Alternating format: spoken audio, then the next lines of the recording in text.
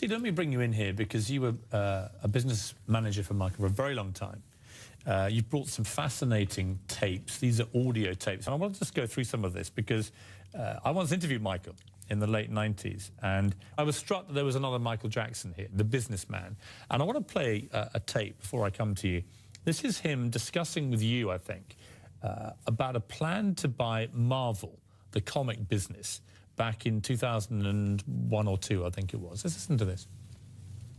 We could easily go into Universal and buy. We would own Jaws, E.T., Close Encounters, you know, all the classics from Universal. Own all of that stuff. And that will allow us to do a Universal, a channel.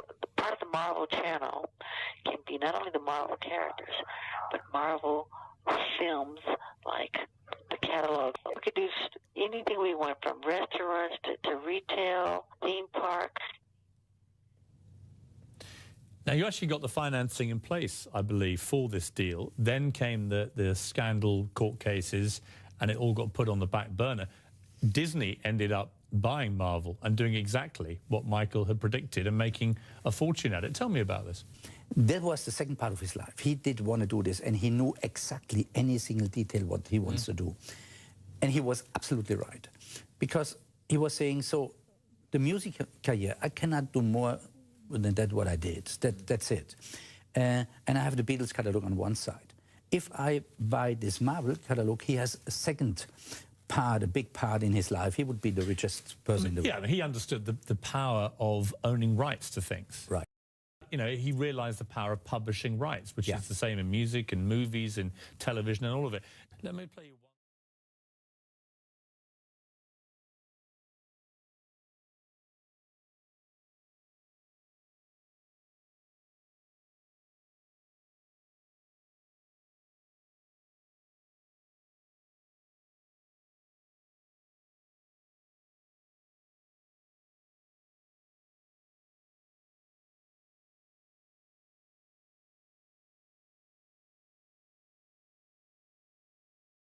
I've seen the worst, the nightmare of the human condition, the human soul, of what I would never even think a common man would be capable of behaving in such a way.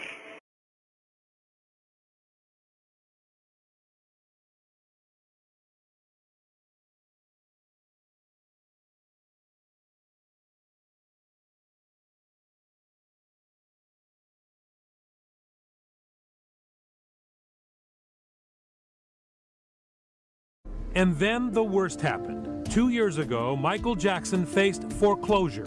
He could not make the balloon payment on his once beloved Neverland. It will be very embarrassing for Michael Jackson to lose his home in foreclosure. Dr. Tome Tome, a very private businessman, was brought in by Jermaine Jackson at the last minute to help save the ranch and all of Jackson's personal property inside from foreclosure. And 14 days left to pay how much money? $23 million plus. And how much did he have in the bank? He didn't have anything close to that number. His manager told him he had to stop resisting a comeback and perform again. I said, Michael, listen, if you wanted to control your own destiny, you have to go back to work because you need to make money. The This Is It show in London was the solution. In 2009, plans were put in place for Michael Jackson to make a comeback tour. Now, this was going to be done at the O2 venue in London, a venue owned by AEG, who were the promoters behind the concerts.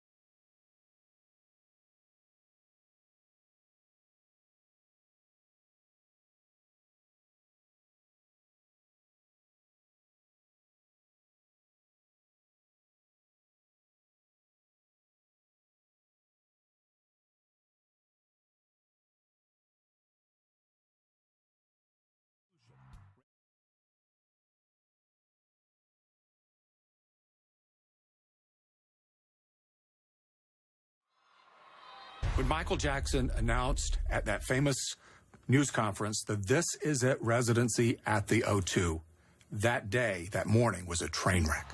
Earlier that day, Randy Phillips, who was part of the AEG live team putting on the performance, was holed up in a hotel with Michael Jackson. Phillips said that Michael appeared to be drunk. He couldn't get dressed. He couldn't go. He couldn't hardly speak. Phillips acknowledges that he physically slapped Michael in order to get him to snap out of it, and he threw him in the shower. This is the king of pop being thrown into a shower in order to go and sober up.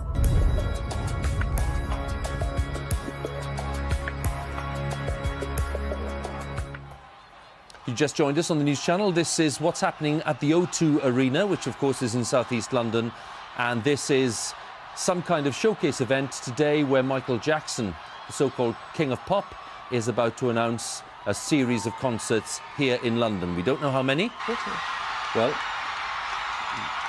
they seem to have caught sight of him at last because they've been waiting quite a while, and there he is.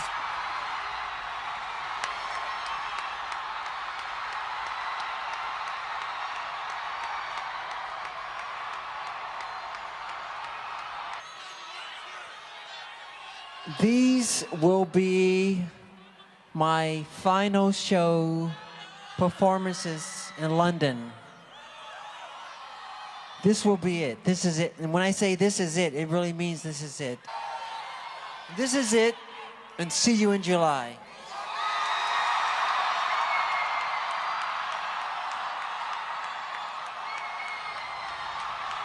So Michael Jackson doesn't exactly give the game away, does he? But we got some fragments of a sentence there from him, and he seems to be suggesting that he'll be in London in July. So 10 concerts beginning July 8th. The event of the summer, the concert of 2009 and of the decade. 10 shows. He said it today, his last shows, that's all he's doing. And here is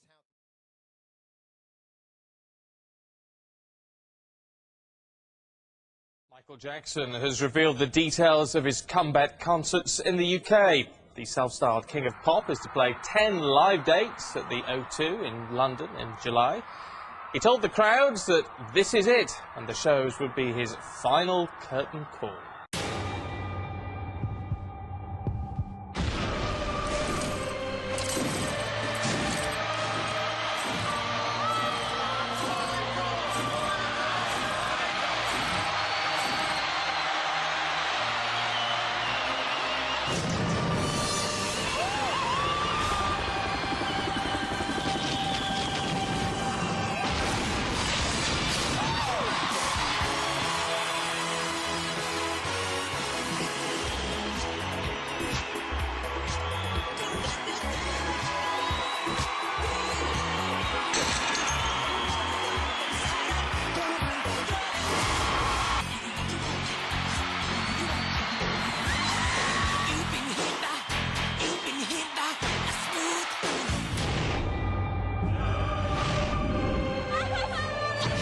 This is it. The King of Pop. Live at the O2. 10 shows. Starts July 8th.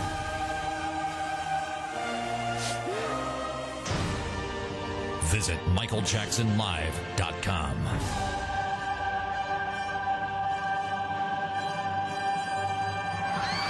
Michael Jackson. Right now, we're concentrating on 10 shows. That's what Michael's agreed to. If the demand is greater from that, we're holding some dates, and we may be able to add more subject to his approval. He's going to do all the hits. It's been a long time. It's been a decade since he's been on the stage. So he's going to give the fans exactly what they want, and then a couple of new songs, with married to some amazing, spectacular production.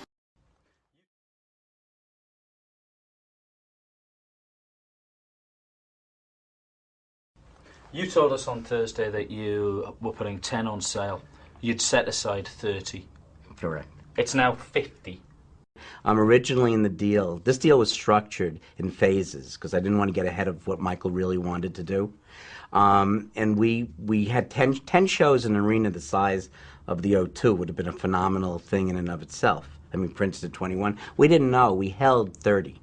And that's all we could get in 09 because the arena is so popular. We blew through we knew we were going to blow through the 10 in the pre-sale registrations, which were well over 1 million.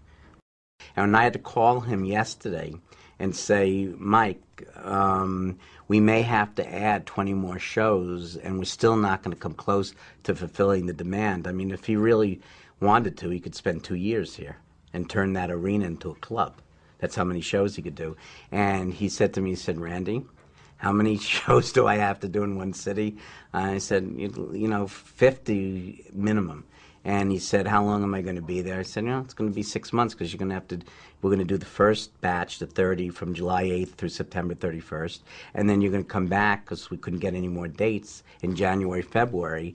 I said, basically we'll be able to apply for a British passport for you. But he said, that long? He said, oh my God.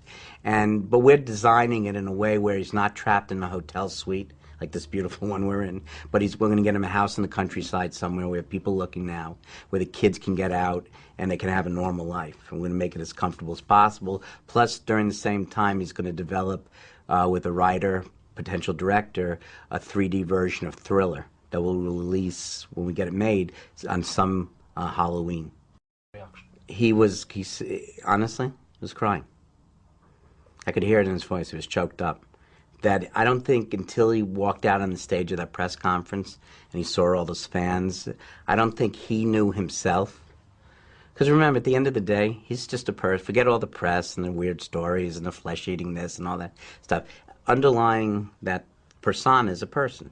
And I think with the same insecurities we all have, and I think he was absolutely, I shouldn't say think, I know, he was absolutely blown away by the reaction. And that was before we did the on sale and the pre-sale and the whole thing. Yeah, he was choked up.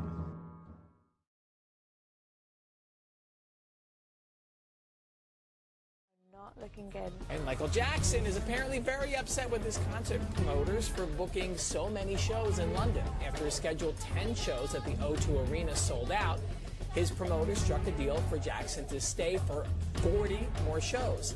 He claims he didn't agree to it and that he learned of the extra bookings when he woke up one morning and heard it on the news. Well, he's now panicking. He says he's not physically strong enough for that many shows. He says he's not a big eater, and if he doesn't put on some weight, he'll never get through it.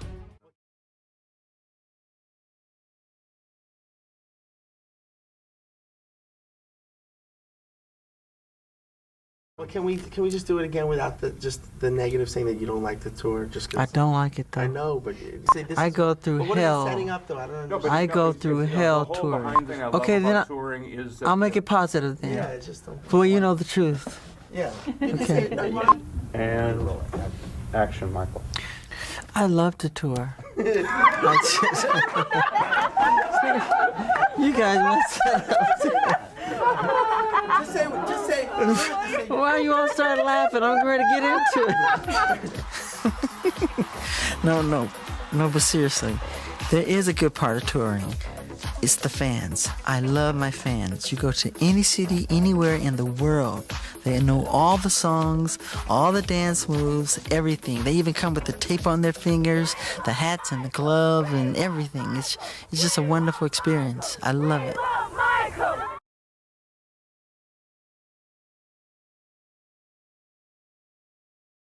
The rehearsals began in Los Angeles. They rented a home for Michael Jackson in Beverly Hills. In the weeks before he died, they had moved the rehearsals to the Staples Center, to a big space more like the O2 Arena in London. The truth was, Michael Jackson was having a tough time getting to rehearsal every single day. He was exhausted. He was losing weight. He didn't sleep. That led to his dependence on painkillers and propofol. He was really a mess. He was in no fit state to do 10 shows, let alone 50. At one rehearsal, he had chills, and they had to put a blanket around him. He was losing weight. Jackson was so stressed out about the possibility of not being ready. He told his son, Prince, that they want to kill me.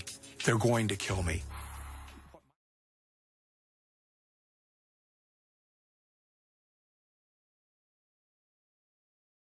kill me.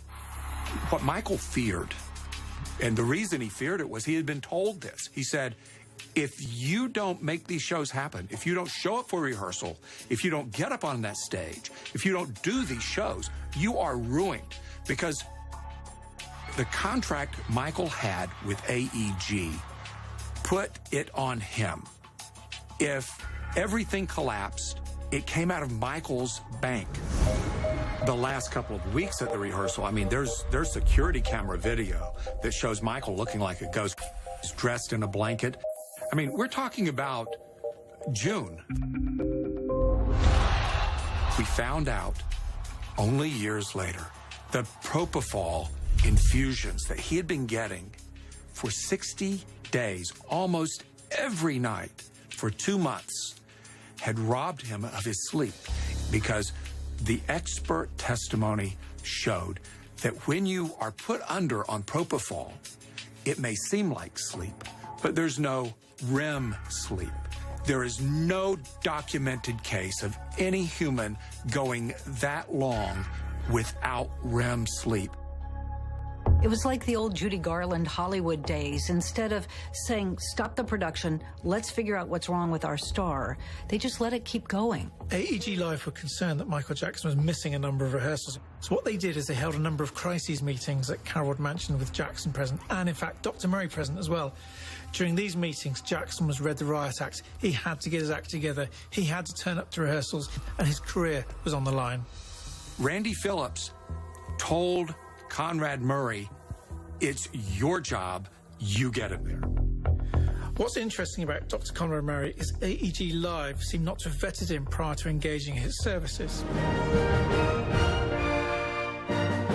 In what will go down in history as the greatest demonstration for freedom in the history of our nation. Create your history. Some things in life they just don't want to see. But it's hard to lose the wasn't it? Keep walking like there's no love. All I want to say is that they don't really care about us. We're giving fire. All I want to say is that they don't really care about us. Can't do it right. All I want to say is that they don't really care about us. That's the responsibility.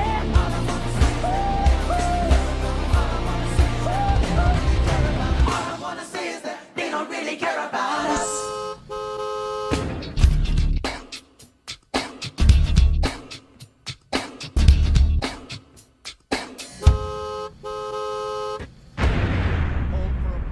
Hold for applause, slow umbrella fade out. We're getting some breaking news coming into the situation right now from about Michael Jackson, the king of pop, who's 50 years old. Let's go to Deborah Farrick. She's working the story for us. What are we picking up, Deb? Well, Wolf, here's what we can tell you. This is what's being reported by KTLA. Apparently, Michael Jackson suffered cardiac arrest this afternoon. He was rushed to UCLA Medical Center. At 12:21 this afternoon, the Los Angeles 911 operators took a call in regards to a need for a medical emergency at the 100 block of Candlewood Drive, which is in West Los Angeles. When the paramedics got on scene, they treated the patient and then immediately transported the patient to UCLA. We just talked to Brian Oxman. He is the family attorney for the Jackson, and he says that according to Randy Jackson, Michael Jackson's brother, Michael Jackson collapsed in his home in West Los Angeles this morning, and they called paramedics. He says that the family is either at UCLA Medical Center or en route to UCLA Medical Center. CNN sources are now saying, multiple sources, that Michael Jackson is in a coma at UCLA Medical Center, suffered from cardiac arrest, and is now in a coma. If you look at the aerials that you're showing on air and you see the number of people that have already gathered outside the hospital, if that isn't testament to the star power of Michael Jackson, I don't know what is. And we're just getting this in right now, and it's very, very sad news, Jim Moret, and to all of our viewers. Both the Los Angeles Times and CBS News are both now reporting that Michael Jackson has died. Now, CNN has not confirmed that, but the LA Times and CBS News are reporting that Michael Jackson, 50 years old, the king of pop, has died. A very, very sad moment. What was Michael Jackson doing in Los Angeles before he was taken to the hospital? What new information do you have for us? Well, we do know that he's been in Los Angeles preparing to undertake this major concert event that he was scheduled to perform in London I have to stop you for a second, AJ. CNN can now confirm from the LA coroner that Michael Jackson is dead. I want to be buried right where there's children. I would feel safer that way. I want them next to me. I need their spirit.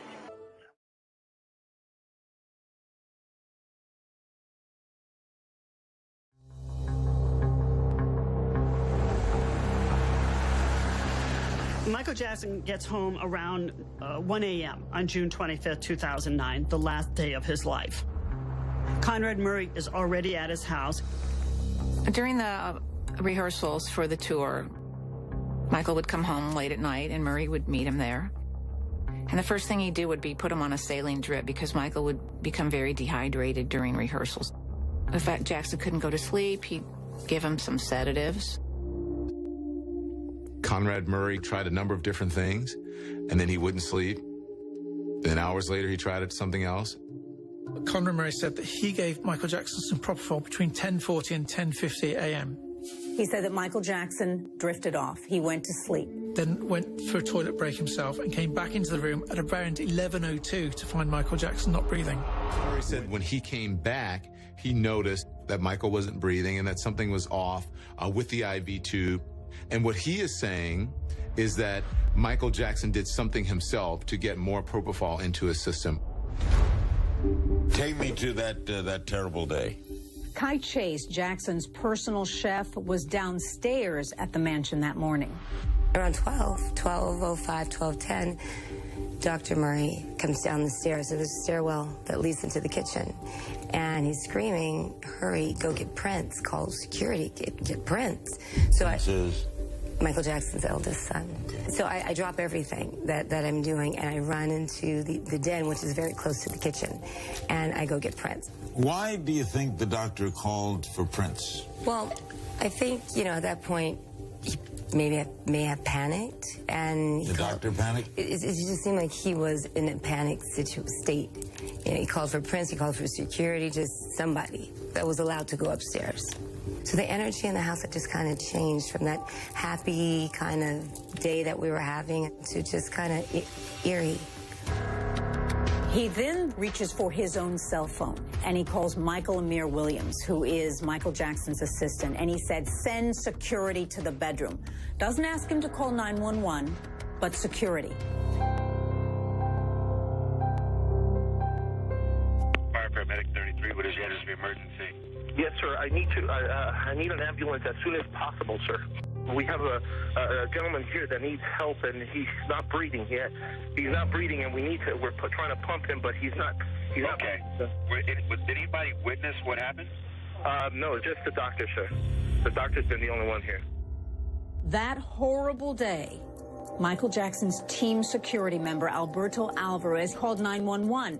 And right after he hung up, Fahim Muhammad, the head of the security team, arrived in the room and was right there with Murray and Alvarez. Walking into the room, one of the first observations that I made was that there was a doctor standing there. The gentleman identified himself as such, and that there were IV pulls and oxygen tanks. This being the middle of the afternoon, very unusual, made me think perhaps this patient has a chronic illness. He wanted to know what medicines the doctor had given him. I mean, there's an IV pole there. And Conrad Murray said nothing. He said he didn't give Michael Jackson anything. Then he admitted he gave him a low dose of lorazepam, one of the sedatives. He never mentioned propofol or any other drugs. The paramedics believe that Michael Jackson was dead for 20 to 60 minutes, somewhere in there, before they arrived. Because Michael Jackson was cool to the touch, he was flatlined on the EKG, the paramedics did not believe that it had just happened the way Conrad Murray explained to them. After I assisted in carrying the patient down the stairs, I went back up the stairs to gather our equipment.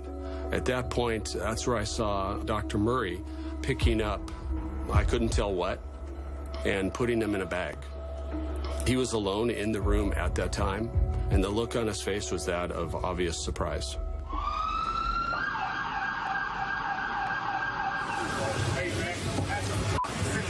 Come on, man. Come on, bro, please. When we arrived at the hospital and proceeded inside, we went into one of the treatment rooms where there was a large gathering of technicians, nurses, the doctor who's in charge, and the doctor in charge spoke with Dr. Murray.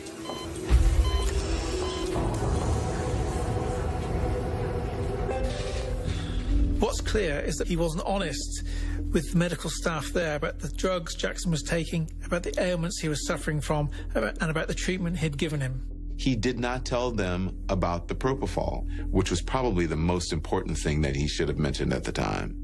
Finally, the doctor who was in charge of the emergency room at UCLA Medical Center said, "We're not trying anything. We've tried everything. There's nothing left to try. Let's call this." And so they stopped. Michael Jackson is declared dead at the hospital. The family is in a room waiting. Conrad Murray, his physician who's supposed to be in charge of him, goes into the room with the family, and I asked them if they had any questions. Is there anything I can do to help? They asked me, if do you know why he died? My answer was no. I added that the cause, although he came in with what was presumed to be a possible cardiac arrest, the underlying cause of that condition is not known until an autopsy is performed. Something that's interesting, it was Conrad Murray that told doctors at UCLA that there should be an autopsy of Michael Jackson. He requested it. Dr. Murray began asking the security detail right away for rides back to the Carrollwood residence. He wanted to avoid the world discovering that Michael Jackson had some cream back at the house. That's what he told the security detail, what his reasonings were for wanting to return to the Carrollwood residence. The security detail didn't think that was a real good idea, and collectively decided that we're just going to tell Dr. Murray that the law enforcement, the police department have taken our keys and no one can leave. Shortly after that, Dr. Murray spoke with detectives from West LA and did inform him that he was treating Michael Jackson for dehydration and exhaustion. He never mentioned any types of medication that he had given Mr. Jackson. And those detectives actually spoke and told Dr. Murray to stick around. Don't go anywhere. The detectives from Robbery Homicide are coming. They'd want to talk to you. Shortly after Detectives Smith and Martinez arrived at the hospital, they began calling Dr. Murray on the phone that he had provided to the West LA detectives. All their calls were met with voicemails, and eventually it just turned off. They actually went and looked at surveillance, and he was seen leaving through a side door of the hospital. And activity outside the Michael Jackson home. Cara, tell our viewers what we're seeing.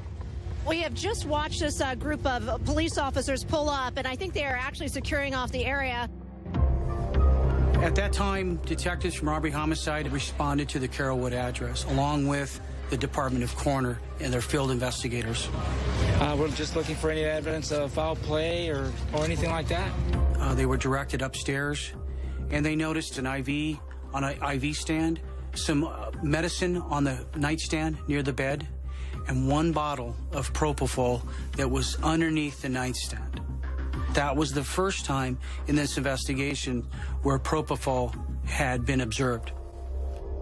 So our biggest goal was to talk to Dr. Murray. He was lying low. Perhaps that was on the advice of his attorneys. The LAPD called him, texted him, no response. It was only a couple of days later, 2 or 3 days later, when, on the advice of his attorney, Conrad Murray made contact with the LAPD and an interview was arranged.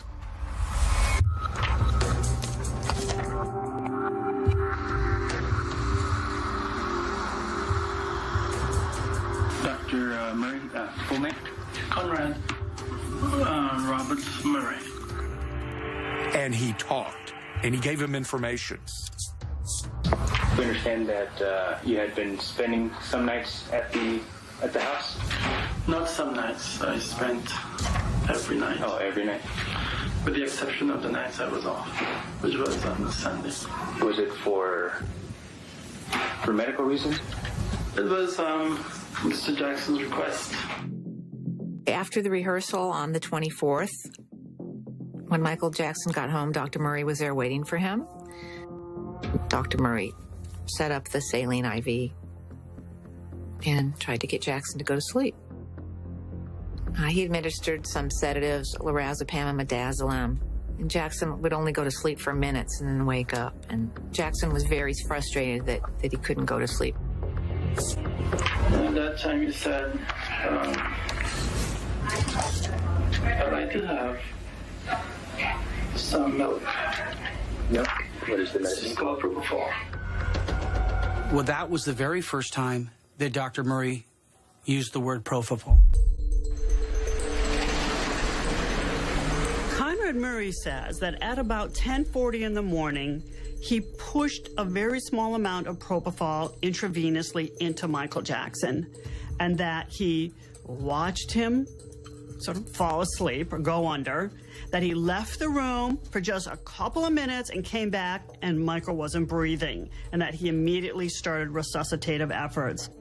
Now, the phone records, if you look at them, point to a different story altogether. In fact, Murray was on the phone for a lot of this time. He was making phone calls between approximately 11:15, 11:17 a.m. for 45 more minutes, including to a girlfriend in Houston, Sadie Anding, the last person he called at 11:51. She remembers Conrad Murray going silent, perhaps dropping the phone or putting it into his pocket and hearing a kerfuffle going on in the room. She didn't know what was going on. She had no idea, and hung up and called him back. Just got his answer phone. There's an hour's difference there in his testimony. When did Michael Jackson receive propofol? What was Conrad Murray specifically saying? When did he come back in the room? Who's telling the truth? Another big revelation from the police interview: what happened to Dr. Murray's medical bags on the morning Michael Jackson died? Murray was seen by Alberto Alvarez security and also a paramedic taking medicines and medical paraphernalia and putting them into bags. Now, I believe that Dr. Murray fully believed that the Los Angeles Police Department had possession of his medical bag. I think it was for that reason Dr. Murray agreed to talk to us. He agreed to this interview with his lawyer to get out in front of the propofol and explain why he was giving propofol.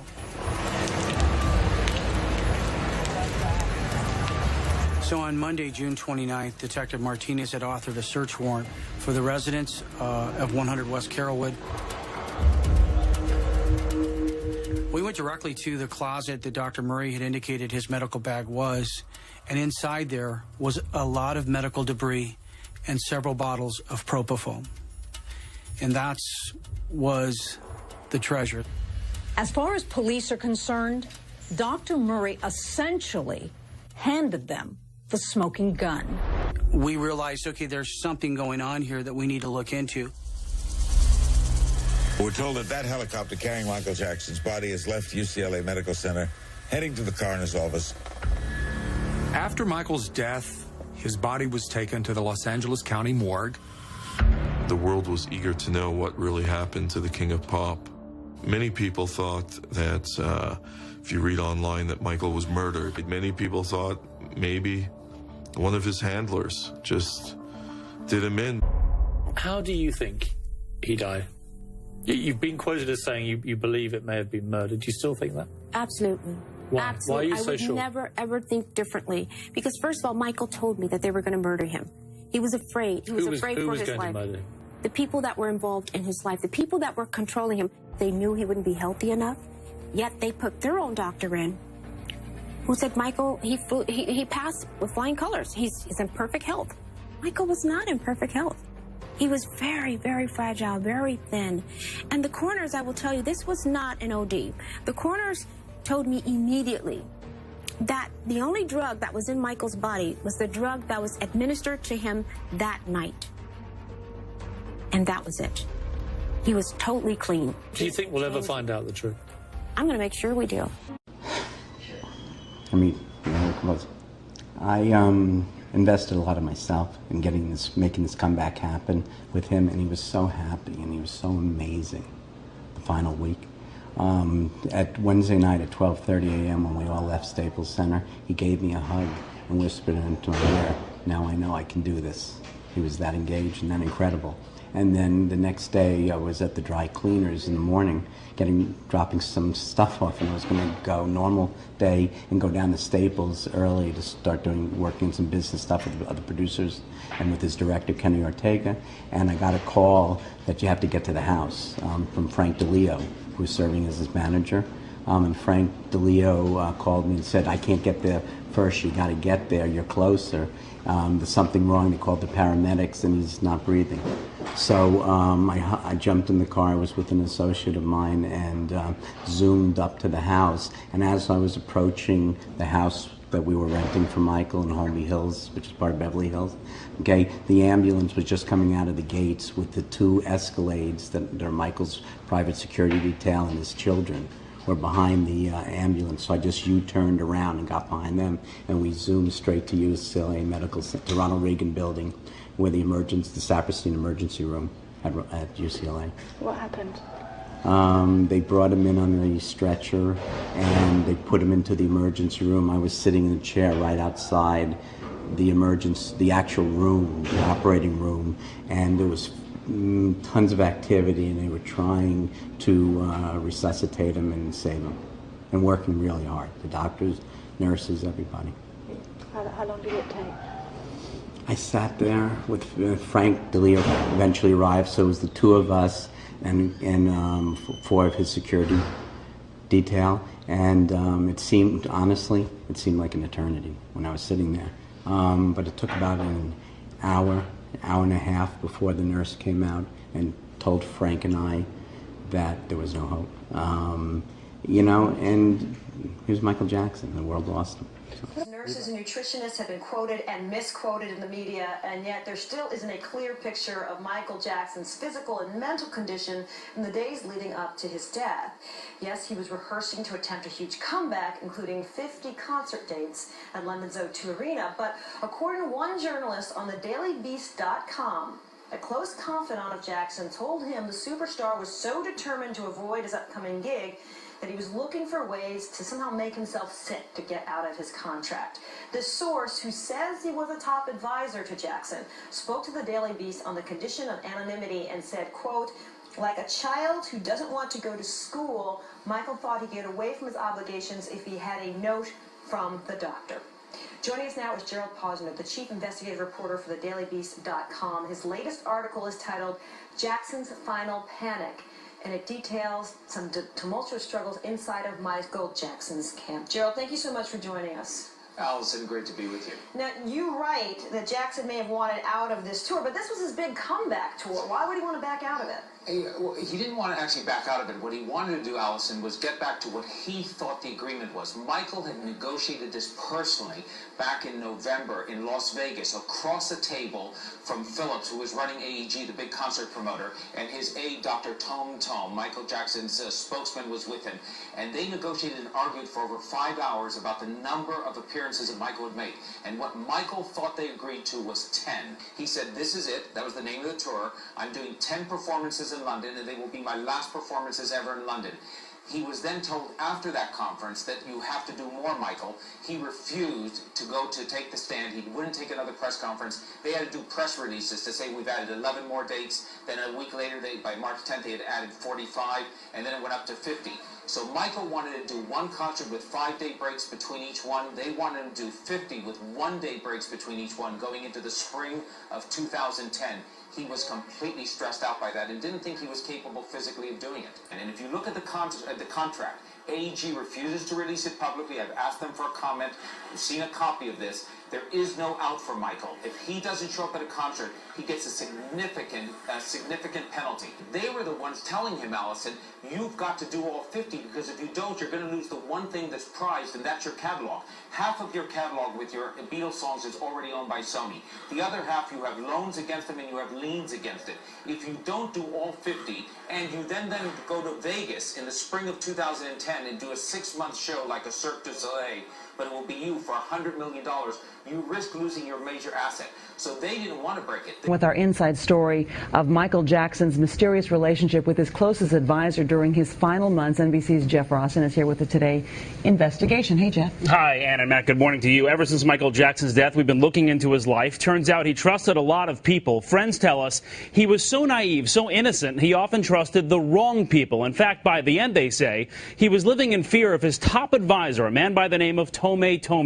This morning, you'll hear Jackson himself talking about Tome in a recording never heard before. He's frightened and looking for a way out.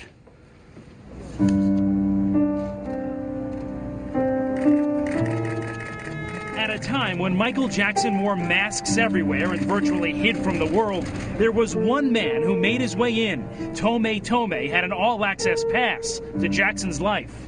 Did Michael Jackson trust the wrong people? A lot of times in life he did. Frank DeLeo was Michael's longtime friend and served as his manager during the Thriller days. What did Michael tell you that Tome was doing? He said he's trying to say who I can see and where I can see them, and he said, I don't like it. He had taken over Michael's complete life. He had taken over. June Gatlin was Michael's spiritual advisor. Michael was deathly afraid of him. That's an excellent word, deathly afraid. What was Michael afraid of? He was afraid of who this man is, afraid of whatever this man may or be capable of doing. Court papers reveal Tome's been accused of everything from fraud to making threats, and all of it, friends say, was getting too close for Michael Jackson. Last time we spoke, you told me to check on Dr. Tome, and I did a complete checking. In September 2008, with Michael's permission, she taped one of their phone sessions. In this exclusive recording never heard before, Michael launches into his fears about his top advisor, Tome. This guy, she just has ways about him that looks like see what he's done. He's built this divide between me and my representatives, and I don't talk to my lawyer, my accountant. I talk to him, and he talks to them. That's not good. I know it's not good. I don't like it. And I want to get somebody in there with him that I know and trust. I don't know what's in my accounts. I don't know. Oh, that's not good, Michael. I know that's not good. You cannot allow somebody to just be in total control of your life. I totally agree with that. That's why I'm calling you. Michael's friends and business associates told us Tome was abusing his power, both financially and emotionally, cutting Michael off from his oldest friends, even his own family. So how did a complete stranger get so close to the world's most famous performer? It was the summer of 2008. Friends say Michael Jackson was frail and depressed. It had been 7 years since his last original hit. Jackson had hundreds of millions of dollars of debt and was in danger of losing Neverland. Things were bad. That's when his brother Jermaine introduced Michael to Tome, a wealthy businessman who promised to pull Michael out of his financial spiral. Tome spoke with Matt just 2 weeks after Michael's death. In the early days when I met with Michael, I was taking care of everything. I was taking care of his personal affair, his business, his day-to-day life. When I came to Michael's life, I was the only one there. Tome kept his promise and saved Neverland from foreclosure. He says he was trying to do what was best for the man he described as his friend. I remember that Michael Jackson has the biggest heart of any person I ever met. He's full of love and passion. And I love Michael Jackson, and I'm gonna miss him.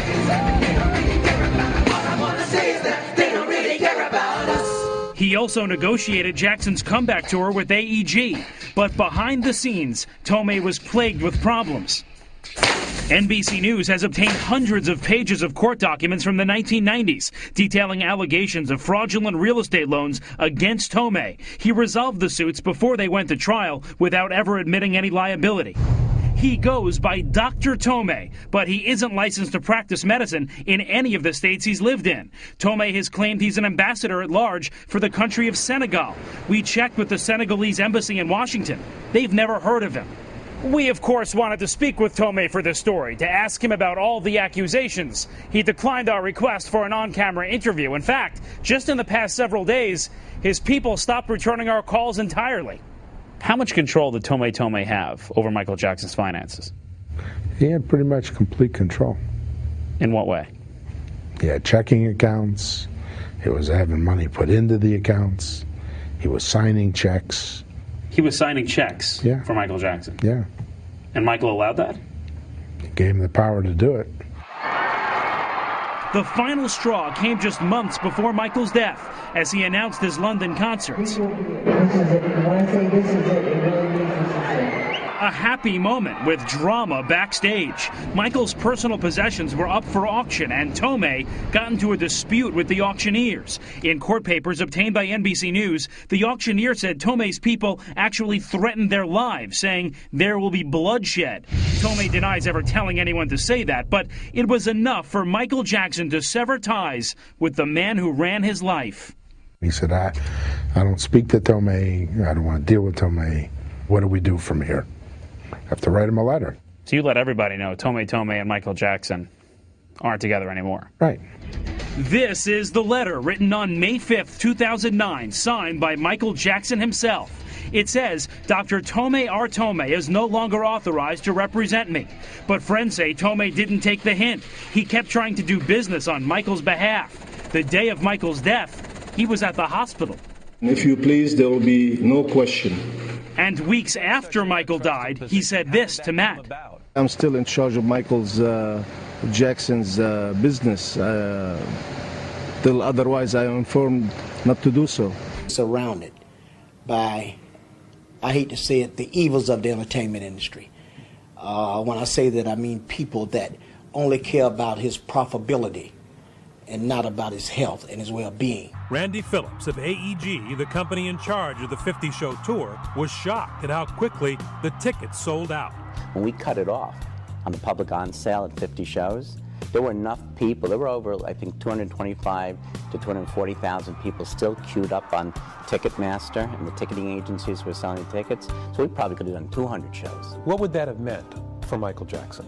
He would have netted probably somewhere in the neighborhood of $50 or $60 million for that run. Phillips says This Is It was actually just the beginning. An international tour that could have brought in as much as $500 million to Jackson was in the works. Phillips says This Is It was actually just the beginning. An international tour that could have brought in as much as $500 million to Jackson was in the works.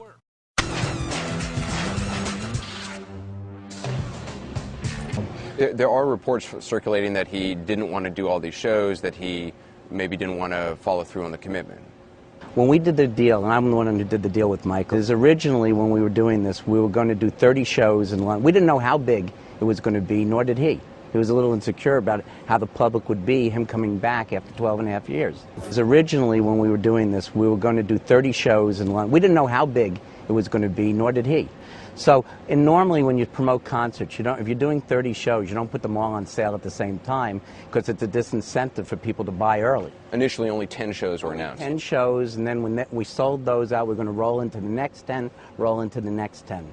It became relatively obvious in the first pre-registration on a Wednesday that this thing was unheralded. I mean, we had over 1 million registrations. So we knew we were going to blow through the 30 shows. And I called a gentleman named Dr. Tomei, who was managing Michael at the time and was his representative, and I said, listen, we're going to blow through the 30 shows in the pre-sale. Okay, we're going to have nothing left for the general public. We're going to need to add more shows. Will you talk to Michael? So then he called Michael and then called me back and said, Michael will go to 50 shows as long as you make sure the Guinness Book of World Records is there to record that. Because there is a report out that by unnamed sources that he didn't want to do 50 shows. You're saying point blank that is not true. That is absolutely not true. It's the way he wanted to do them, you know. Michael wanted to make sure that he had that sort of turnaround time. Because what Michael did when he went on stage, I mean, he put it out like no other performer, ever. I mean, he exhausted himself. He exhausted himself. Concert promoter Randy Phillips admits he was worried that Jackson was literally wasting away. I was concerned about his weight and that he wasn't eating. And I actually brought in someone whose sole job it was to make sure he ate. Randy, I mean, you're a businessman. From a business standpoint, did you have concerns about being in business with Michael Jackson? I mean, given his history on backing out on some concerts. The answer, Anderson, is yes. But I would not have stepped into this if I thought Michael was hooked on painkillers. All the things you're hearing about, it would be untruthful of me to say I wasn't. We had those concerns. I discussed it with the gentleman I work for, Phil Anschutz, owns the company, and Tim Lewicki. But you know what? In very few times in anyone's career do you get a chance to touch greatness. Okay, and to me, it was worth taking that risk. And a reporter asked me if I would do it all over again, and the answer is hell yes. The decision to have a full-time doctor, was that his decision, or was that AEG's No, decision? it was, this was a debate. Actually, my production guy, Paul Gongaware, who was in charge of the budget, had a big fight with him because we wanted to hire a doctor in London. Okay, it made no sense. We spent a lot of money to take Dr. Murray, Conrad Murray, out of his practice. Okay, well, he went public with what the deal. It was $150,000 a month, plus travel, plus hotels, plus per diem. But we want the world to know, okay, how happy and how vibrant and how engaged and connected he was in this endeavor. And that's why we're here. He was into it. He was going to... Big time. He coined the, this is, as Kenny said, he coined the this is it term. He's a marketing genius. Okay, well, I probably had the most one-on-one meetings with him. Yeah. Discussing business aspects of this, and his acuity was there. He looked me in the eye. He understood everything I was talking about. He was very engaged. So, I mean, I'm not a doctor. I'm not a drug rehab specialist, but I could not tell if he was taking painkillers or other medications, as they say. Now, in my dealings with him, okay, he was spot on and very engaged. Okay, my problem with him was he didn't like to work as hard as I thought he needed to work, okay? And the truth is, Mike, the truth, he didn't need to. He had like muscle memory when he got on that stage and started dancing. And that Tuesday night that the guys are talking about, okay, and this is a tight family. That Tuesday night, I was crying. I don't want anyone in the business to know that, but it was so amazing. Okay, I had goosebumps. That's the reality. That's the Michael I remember. He was the electric performer. He was this awesome father. He was an incredibly generous heart. He was a very private and selective human being. He was many, many, many things. And complicated. Yeah, and complicated. And not always there and not always available to you, which was frustrating sometimes. Enough for a tape to put out of the rehearsal? Is there enough material? I think we've got some of the most compelling and fabulous intellectual property concerning Michael Jackson that the world will see someday. When, do you think? I don't know yet. Right now, I want to bury my friend, and then I'll work with the estate and we'll figure that all out. We'd like to stage something in London and show the world Michael's last great work. It's his vision, okay, his set list, his everything, his dance routines, this type of thing. So we'd like, and Kenny's, and we'd like to show it to the world, and maybe with other artists, and maybe an eclectic mix, and the Jackson 5, Jackson 4. We're not right now. A million things. As soon as I bury my friend, okay, and then I have to start being the CEO of AG Live again and figure that out. We have 100 hours of the most intimate HD footage of every audition, every rehearsal, everything. Okay, Michael really let the cameras come in. He felt comfortable. We were all family. In a way, he's not always that comfortable public. So we have that in HD. We have pretty much a full performance, you know, dress rehearsal, and we have enough material for 2 live albums, which is never put out. So we have all that material. How we're going to exploit it and use it for the estate, the benefit, our benefit slightly and the estate's benefit, we haven't figured out. No one's really even, you know, the obvious things, put out live CDs, put out that. We haven't really figured that out yet. And we're sitting on the most valuable intellectual property, I think, in the world now. you know, and at some point when we figure out who the estate is and who we're dealing with, we'll figure out that part of it. I think we'll be, as a company, we'll be fine. As a human being, I'm shattered. New details from our exclusive interview with Michael Jackson's father, Joe, about his son's upcoming run of 50 sold-out performances in London, about concerns for his health. We'll also talk exclusively to one of Michael's oldest friends and ask, was the King of Pop really ready for such a demanding tour schedule? Here's ABC's Chris Connolly. What did you think of the comeback tour? Did you think it was a good idea for Michael to do? The comeback tour was a good idea, but the wrong idea about it was more tours added on to it. Michael only agreed that what he told me, Michael told me this himself, and he only agreed to 10 shows. But then when he added all these other shows, I was worried about his health because all the shows that I'm seeing, no artist can do those many shows, you know, back to back like that. And so I knew Michael couldn't do all those shows without some rest in between them. But the tour's producers have said Michael was performing at a high level and would have had lots of rest during the London run. Randy, was 50 shows too many for Michael to be expected to do? He was going to average 2.25 shows a week. So no, the truth is, Chris, if that was too many, then one would have been too many. He built up his stamina. There would have been no problems, I don't think, with him doing this tour. Nobody was pushing him into it. Nobody was overworking him. You know, all those reports are false. And joining us now is Leonard Rowe. For 30 years, he was a friend of Michael Jackson. At the end of his life, he was also serving for a time as his financial advisor on the tour dates. Good morning to you. Good morning, Kate. So start by telling us, we just saw the head of AEG and also Michael's former manager saying he was perfectly ready for 50 shows. He was fit for that. What do you say? That's totally untrue. Michael Jackson was not ready. He was not fit. If you can call weighing about 110 to 115 pounds, fit, 5 feet 10, wow. No.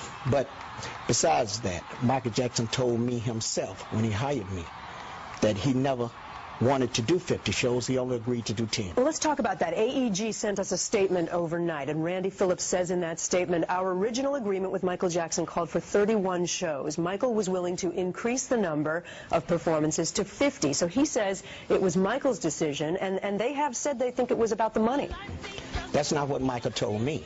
Michael told me he agreed to do 10. His first order of the day to me was to go over and rearrange the shows so that it would be something that he could possibly do.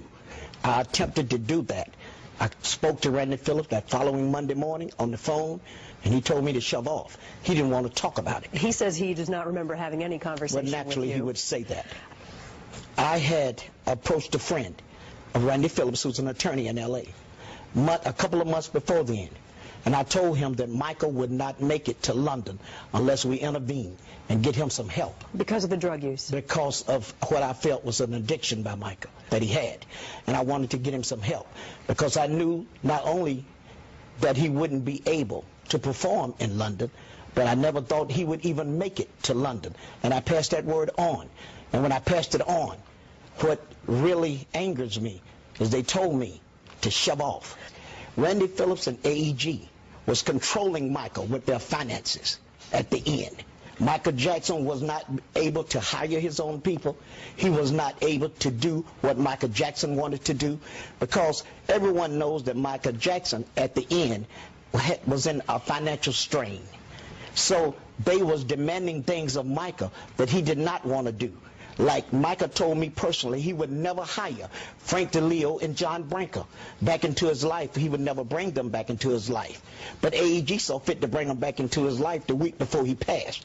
They was making moves like that. And if Michael Jackson wouldn't go along with those moves, I feel that they was threatening to oust everything with him. They was taking care of Michael Jackson financially. And they was forcing him to do things. And if they had been, if Michael Jackson's best interest had been in their heart, and they would have sought rehab help for Michael, like I suggested, I could venture to say Michael would still be here with us now. And the mother of the late pop star Michael Jackson has filed a wrongful death lawsuit against the company behind his planned comeback tour in the UK. In the suit, Catherine Jackson claims that AEG Live was responsible for her son's health because it hired and directed his doctor, Conrad Murray.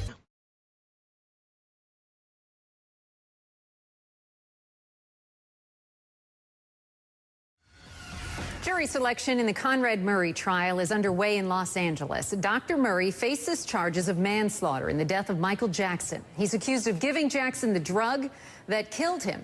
It is possible all of Michael Jackson's doctors will actually be called to the stand. So with opening statements set for the 27th, we thought that we'd take a look back at the moments since the death of the King of Pop.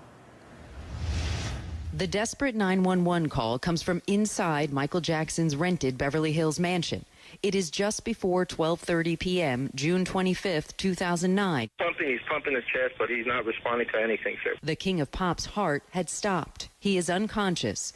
His personal physician, Dr. Conrad Murray, who can be heard in the background on the call made by Jackson's security guard, is attempting CPR. Did anybody witness what happened? No, just the doctor, sir. The doctor's been the only one here. Okay, so the doctor see what happened? Doctor, did you see what happened, sir? Sir, you just, if you can please, we're on our way. As the emergency unfolds, news spreads. We're getting some breaking news coming into the situation right now from about Michael Jackson, the King of Pop. His family is at his hospital bedside. My brother, the legendary King of Pop, Michael Jackson, passed away on Thursday, June 25th, 2009 at 2:26 p.m. Sorrow, shock, and so many unanswered questions. Immediately, the investigation begins to focus on Jackson's physician, Dr. Conrad Murray, a cardiologist hired to care for the pop star as he prepared for the upcoming concert tour. June 26, the day after Jackson died, police announced they impounded Dr. Murray's car from the singer's mansion in search of prescription medications that could be, quote, pertinent to the investigation. Days later, on June 30th, a registered nurse tells CNN Jackson had insomnia and had asked her for Diprivan, a very powerful sedative, also known as propofol. And I said, Michael, if you take that medicine, you might not wake up. Propofol is usually administered through an IV drip and produces such a comatose state, it is not supposed to be used outside a hospital setting. Propofol is a medication he uses all the time. So is this it right over here? Yeah. It looks like milk of amnesia, they call it. Milk of amnesia. By July 1st, Jackson's death is a full-blown drug investigation involving the U.S. Drug Enforcement Agency. Here in Los Angeles, the investigation into Michael Jackson's death has taken a dramatic turn. There are reports that police found Diprivan, a powerful anesthetic, in Michael Jackson's house. Weeks later, July 22nd, in a surprise raid, federal agents searched Dr. Murray's Houston clinic. Investigators are authorized to seize evidence related to the offense of manslaughter. They take a computer hard drive, documents, and Rolodex cards. 5 days later, July 27th, a major bombshell. A source tells CNN Dr. Murray gave Michael Jackson propofol, also called Diprivan, within 24 hours of his death. For a patient to be administered Diprivan in their home or in the outside world, to me, is outrageous. On July 30th, search warrants for Murray's home are made public. There's a lot of surprising information in here, Anderson. The search warrant says that they were looking for evidence, quote, demonstrating crimes of excessive prescribing and prescribing to an addict, also evidence of manslaughter. On August 18th, Dr. Murray makes his first public comments. He releases this video online. I have done all I could do. I told the truth, and I have faith the truth will prevail. August 24th, the LA County coroner concludes that Jackson died of an overdose of propofol. The key thing, though, that we have learned tonight is that lethal levels of propofol killed Michael Jackson. The coroner's preliminary report is telling us so. Dr. Murray thought that Michael Jackson was addicted to the drug. He was apparently trying to wean him off it. According to an affidavit, Dr. Murray told detectives he'd been treating Jackson for insomnia for weeks. Murray says he tried other drugs, but the pop star demanded propofol to help him sleep. So at 10:40 a.m., the day he died, he gave him 25 milligrams of it. 911 was called almost 2 hours later. And what about Murray's actions the day Jackson collapsed? Have you learned anything more about where he was actually when the singer stopped breathing? He said he finally went to sleep, according to this affidavit. He watched him for about 10 minutes, and then he left the room to use the bathroom. He said he was gone for about 2 minutes maximum, according to the documents. And when he came back, Michael Jackson wasn't breathing. On February 8, 2010, Dr. Conrad Murray is officially charged with involuntary manslaughter. He surrenders to authorities, pleads not guilty, and is released on $75,000 bail. Dr. Murray did not cause the death of Michael Jackson.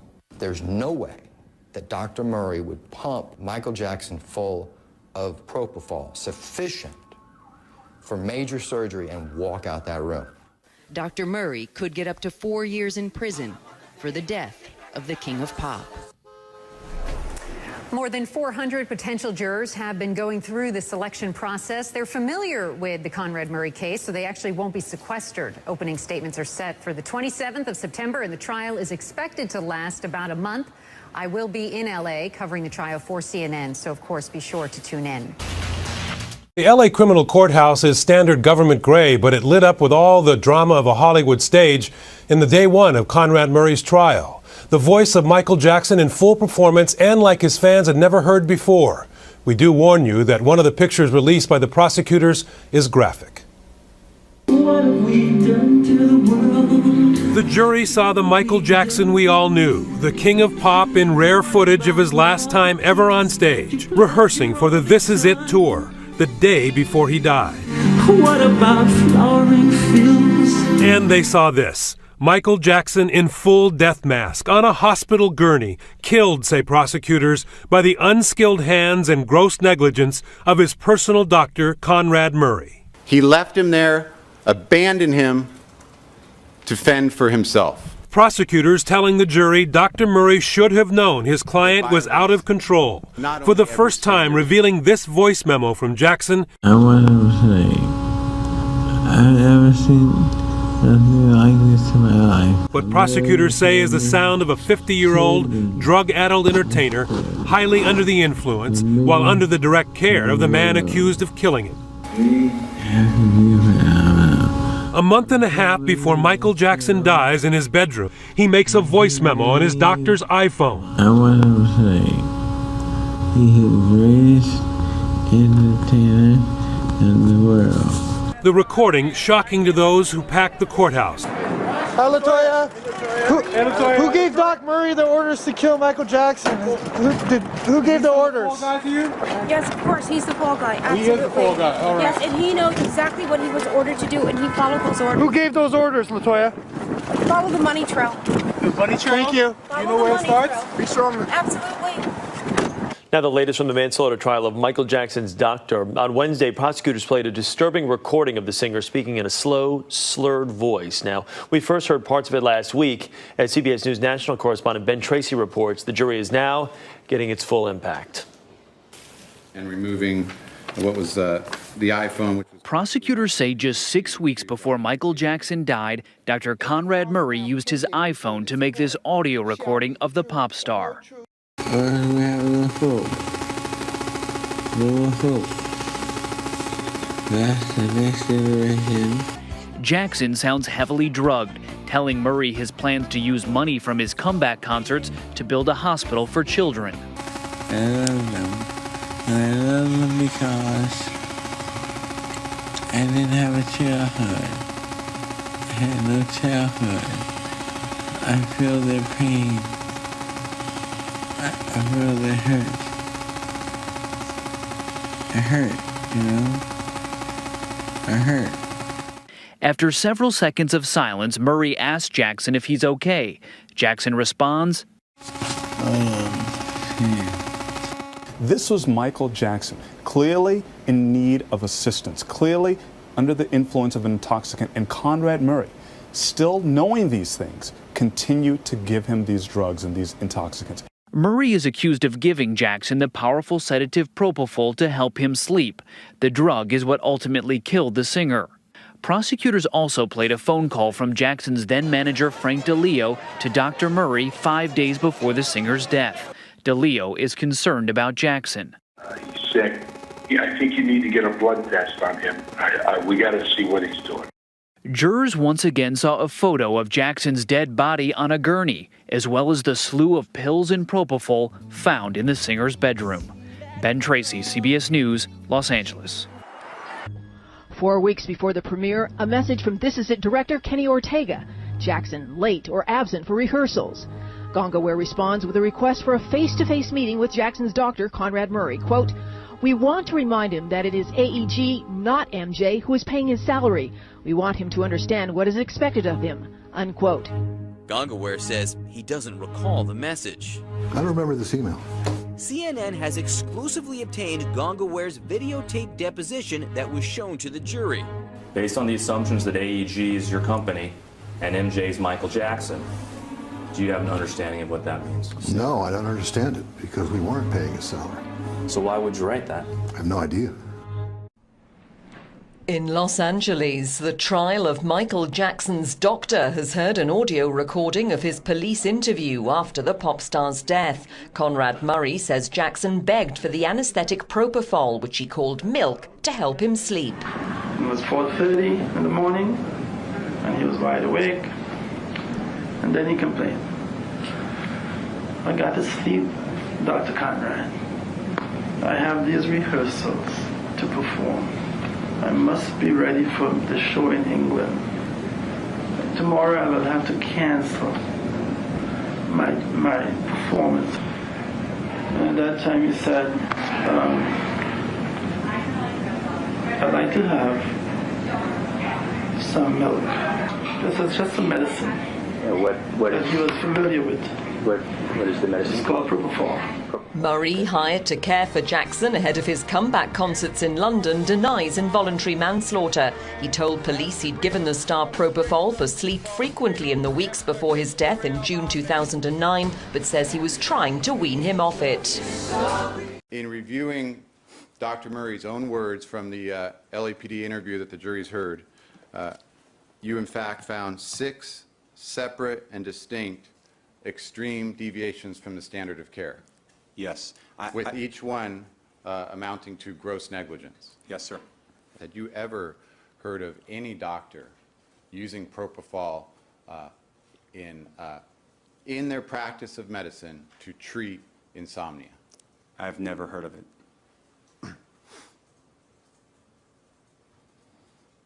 And in your opinion, is the use of propofol as part of a doctor's medical practice to treat insomnia gross negligence? Yes. It's indicated for procedures and patient comfort, not for sleep. That's extreme deviation from the standard of care.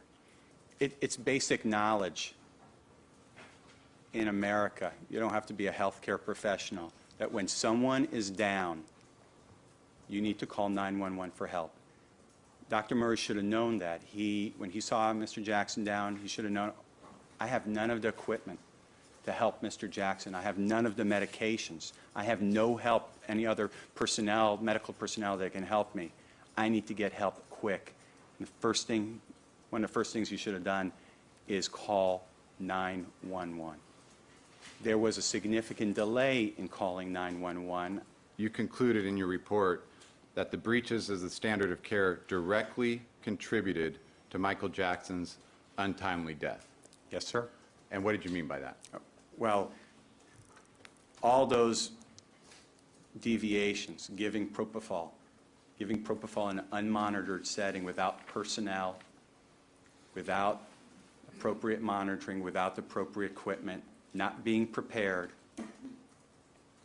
not doing appropriately reacting to the arrest, not calling 911 on a timely fashion, all directly impacted his life. Because if these deviations would not have happened, Mr. Jackson would have been alive. You had your cell phone. I had my cell phone. You didn't call 911. I did not call 911. You called his assistant. Yes. To call security. Yes. This is a vital time. You're the medical practitioner. You know 911, call emergency is your first port of call, isn't it? The first port of call for a lay person is to call 911. They're calling for a skilled person. I am a specialist. I have the skill. I can start immediately. If you can do CPR as early as possible, that's great. But I don't know how long Michael was down. So you didn't think you needed to call 911? No, I'm not saying I don't need. I needed help. I needed help for sure. Well, but 911's your help. Well, hold a second. Let me just explain. I know you're jumping ahead, but this needs to be developed. Okay? So there is a central theme of CPR. It's called the 10% rule. Have you heard it? Yes. Okay. If a person is down for 1 minute, there is a 10% chance if you can get to them and start CPR to help them that they will live, 10% mortality rate. But if Michael Jackson was down for 10 minutes, that immediately becomes 100% mortality. I don't know how long Michael was down. I was not there. Let's go back to April, and I want to talk about, or May, early May. I want to talk about any conversation that you might have had with Michael Jackson about a personal doctor. I had returned from a road trip. I was traveling, and I stopped by the Forum because rehearsals at that point had moved into the Forum. So this would have been later in May. Late May. Yeah. All right.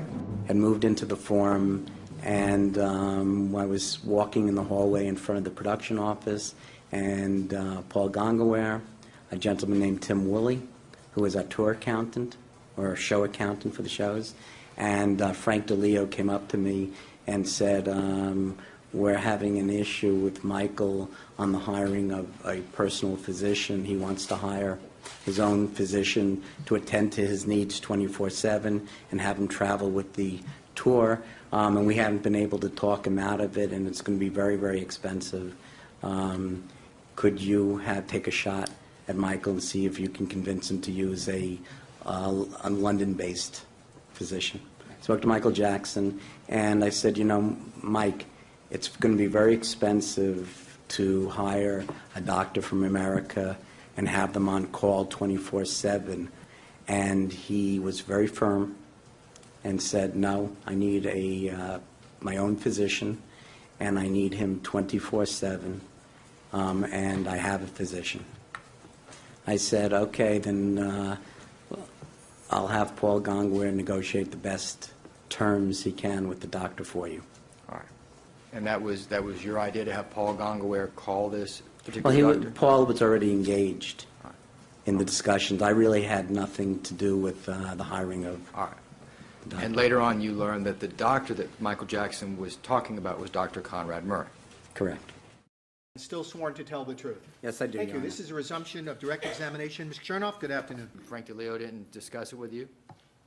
He wasn't there. The primary reason was that he wanted to finally settle down and get a really, really good home for the kids and for his family.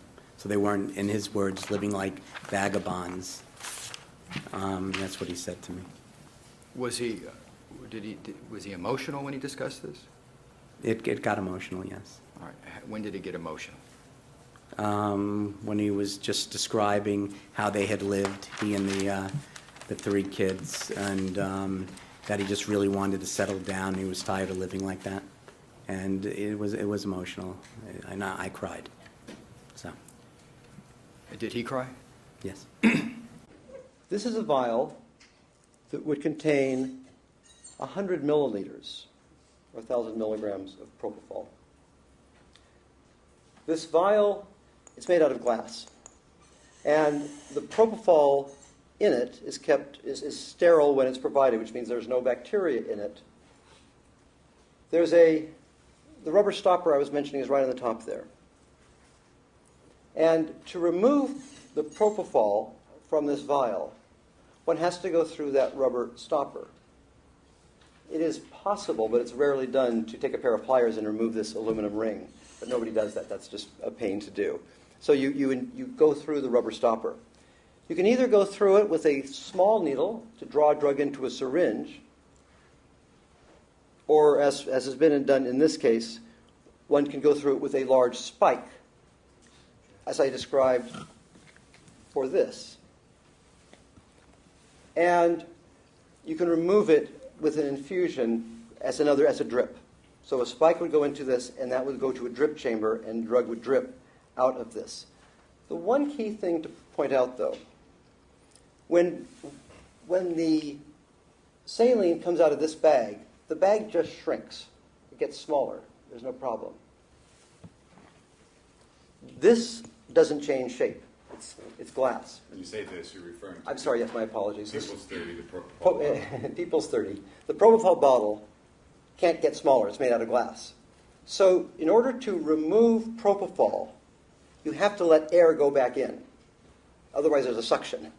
So as the propofol comes out of this, air has to be reintroduced because this cannot get smaller, unlike this, which just shrinks as the saline comes out. This is a 20 cc syringe. It has a plunger with a rubber stopper, which makes a nice airtight seal inside the syringe.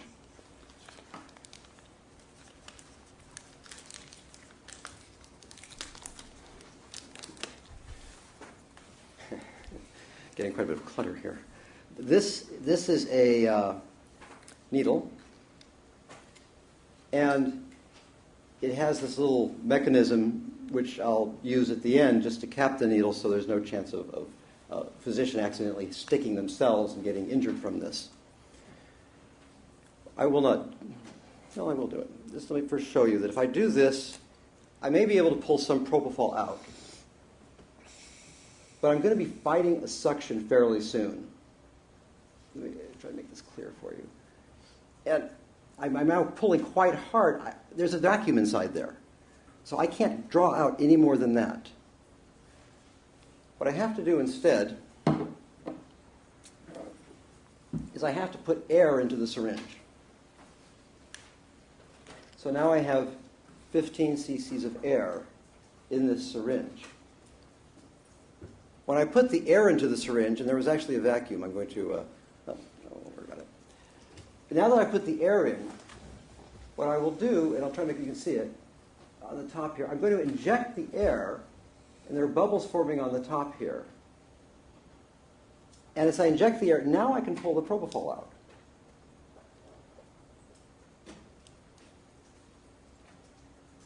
Because I've replaced I've added air into this, so I'm replacing the volume that I'm removing. And it takes a couple steps of injecting air and removing propofol in order to draw up the drug. Dr. Schaefer, I could approach with the magnifying glass and People's 30. And could we dim the lights just briefly? Yes.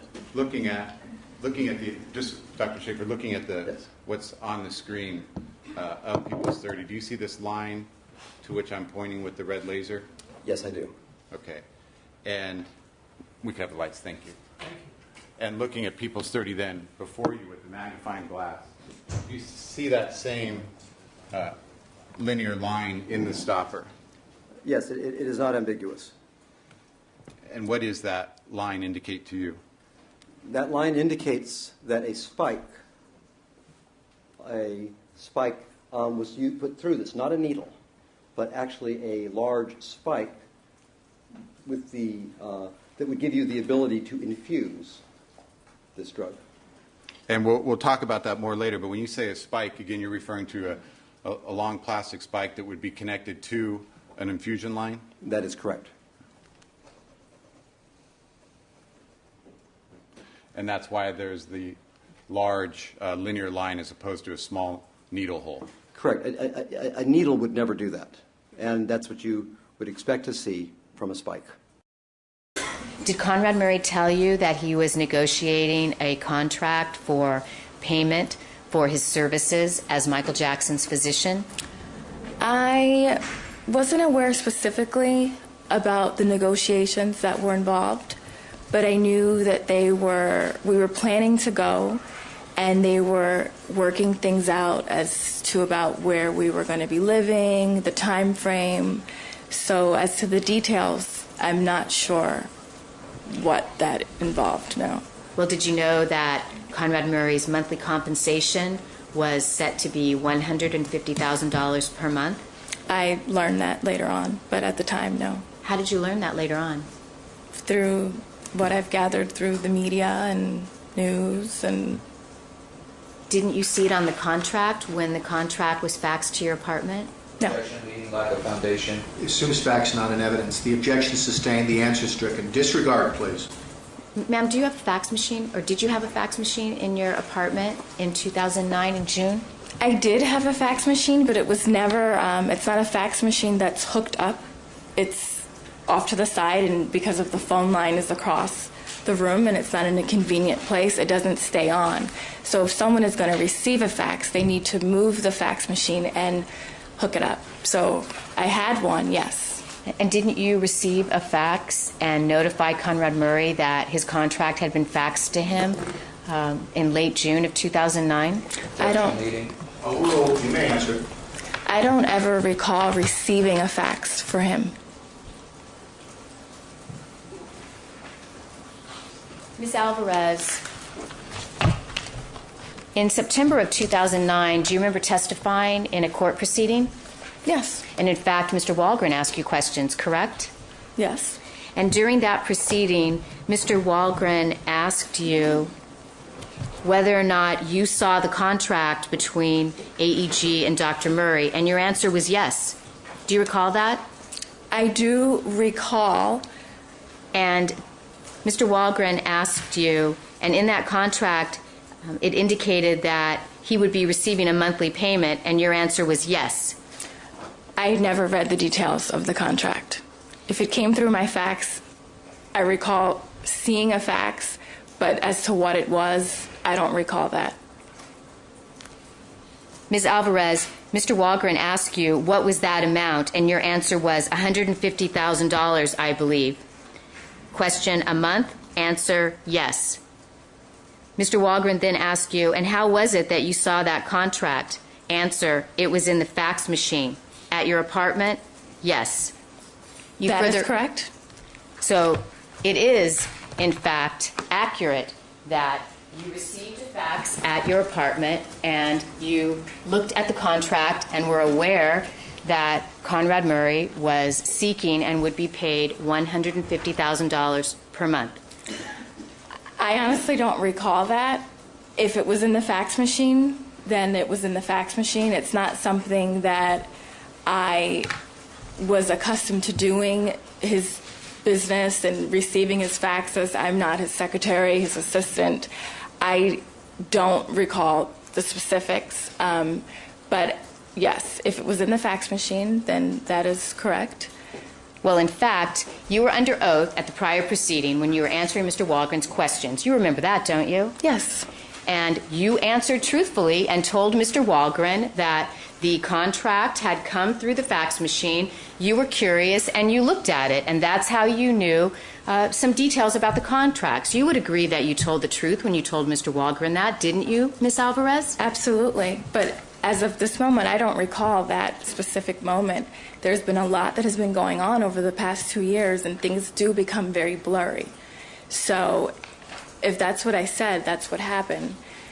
So in fact, thank you, Ms. Walgren. So in fact, you knew in September of 2009 some of the details concerning the tour and your plans to accompany Conrad Murray. Is that accurate? Yes. And inside a California courtroom today, we heard new details about the chaotic scene around Michael Jackson as he lay dying. That critical 911 call, and also questions about a cover-up. ABC's Jim Avila is following the case moment by moment, and he was inside that courtroom today. Nothing but the truth, so help you God. Yes, ma'am. Alberto Alvarez may be the key witness in the case against Michael Jackson's personal doctor. Bodyguard, head of the advance team, and first in the room where Dr. Conrad Murray was desperately working to bring their boss back to life. It was Alvarez who finally dialed 911. We have a gentleman here that needs help, and he's not breathing yet. He's not breathing. I'm trying to contact, sir. Where's he at right now? He's on the bed, sir. He's on the bed. He's on the floor. For the prosecution, Alvarez makes it clear the doctor, who is a cardiologist, is not doing CPR correctly, pumping his chest on the soft surface of Jackson's bed instead of the floor. and he puts Dr. Murray firmly in control of the scene. The doctor's been the only one here. Okay, so the doctor see what happened? Doctor, did you see what happened, sir? He's pumping the chest, but he's not responding to anything, sir. Please. Alvarez rushes to Jackson's second-floor bedroom minutes after Dr. Murray first called staff. He was laying on his back with his hands extended out. Dr. Murray tells him to call for an ambulance, but Alvarez is distracted by a scream. It's the children. They were right behind me, and Paris screamed out, "Daddy." So Alvarez rushes them out of the room and is about to call 911 when there's yet another delay, 15 minutes in all, as Dr. Murray asks him to do something else first, a critical request prosecutors contend shows Dr. Murray's guilt. He reached over and grabbed a handful of vials, and then he reached out to me and said, "Here, put these in a bag." Then Alvarez says Dr. Murray pointed to the IV bag and asked that it too be put away. Inside that bag was a bottle dripping a milky white liquid with the appearance of propofol. Just how valuable was the bodyguard's eyewitness testimony? Alvarez says he turned down $500,000 for a TV interview, $200,000 from the National Enquirer, even though he hasn't been able to find a job since Michael Jackson died, and he's broke.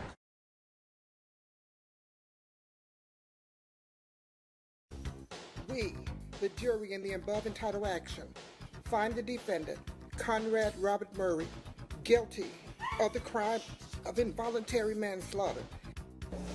And Mr. Phillips gets involved, and what does he do? He pours water on everything. Oh, it's not as bleak as Kenny says. The doctor's fantastic. Really? How do you know that? Well, let's look at it. That's what Michael looked like in their own video. Look at his Adam's apple here. That's what Michael looked like.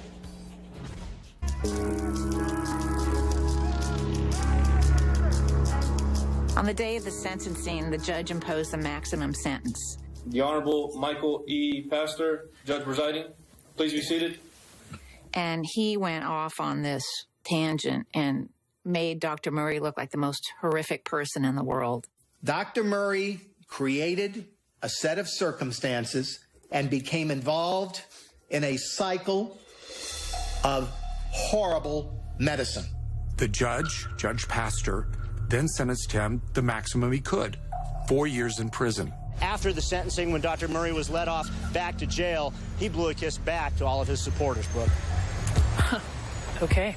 Casey Wineforest in Los Angeles case sits last. Michael's fans were infuriated because they believed he murdered the King of Pop. There were many fans who believed that this should have been a second-degree murder charge. That's punishable by 15 years to life. Involuntary manslaughter, ultimately the decision the district attorney Steve Cooley went with, easier to prove. I remember one day seeing a small plane circling overhead and trailing a banner behind it that was demanding murder charges, that was critical of the prosecution for bringing only a manslaughter charge. Joseph Jackson, the patriarch of the Jackson family, is saying who he thinks is responsible for his son's death. Concert promoter AEG Live. He filed a 169-page complaint against the company with the California Medical Board. CNN obtained a copy of it. You say at the heart of it is money. Money is at the heart of this thing. Michael Jackson died because of people's greed, and let there be no mistake about it. Attorney Brian Oxman is representing Joe Jackson. His complaint accuses AEG of hiring Dr. Murray and demanding that he medicate Michael and provide him with dangerous medical services. They hired a doctor, they directed and they controlled the doctor, they promised the doctor medical equipment. The complaint alleges AEG threatened to pull the plug on Jackson's tour unless he followed Dr. Murray's instructions. You claim that during the last weeks of his life, Michael Jackson was not showing up for rehearsals, that he appeared drugged and out of it. Everyone else says, oh, he was in the best health. The autopsy says he had brain swelling, chronic pneumonia, chronic bronchitis, according to the autopsy. He was anemic. This man was not in good shape, and I defy anyone to show me medical proof to the contrary. Joe Jackson also claims AEG didn't provide Dr. Murray with medical safeguards he requested. Conrad Murray was promised cardiopulmonary resuscitation equipment on May 8th of 2009. It is in writing. It is in the email from AEG to Conrad Murray. If that CPR equipment had been there as promised, if the nurse had been there as promised, Michael Jackson wouldn't have died. AEG declined repeated requests by CNN to comment about Joe Jackson's complaint. In an interview with me before the complaint was filed, Randy Phillips, AEG Live's CEO, says the decision to hire Dr. Murray and pay him $150,000 per month was solely Michael Jackson's choice. I said, you know, $150,000 a month on a doctor, you know, making protein shakes for you, whatever, it just makes no sense. And he shot back with he stared at me with this very deep stare, and he said, you don't understand. And his voice got lower, his demeanor changed, and he said, you don't understand, okay, my body is what fuels this entire venture, and like Barack Obama, I need my own physician with me 24/7, okay? That's not negotiable. And he was so strong about it that I just backed off and said, this is a battle I can't win. But Phillips says AEG never officially employed Dr. Murray because the contract was never signed. To you, this contract is null and void, or? Yeah, to me it never took effect because it required Michael's signature, and Michael didn't sign the contract. AEG says Dr. Conrad Murray was hired on Michael's insistence, and he would not take no for an answer. That is simply not true. And the proof of that is? The proof of it is the emails which go back and forth between Conrad Murray. Every last promise came from AEG, and it's documented in the emails. For those people who say that AEG is ultimately responsible for Michael Jackson's death, how do you respond? Yeah, I'm sad. It makes me sad. You know, sometimes there aren't villains. They're just unfortunate circumstances and accidents. And, you know, I feel bad because I think it damages or muddies Michael's memory. Conrad Murray is now a free man after being released overnight in Los Angeles. He served nearly 2 years of a 4-year sentence for involuntary manslaughter. Dr. Murray was released from prison in October 2013.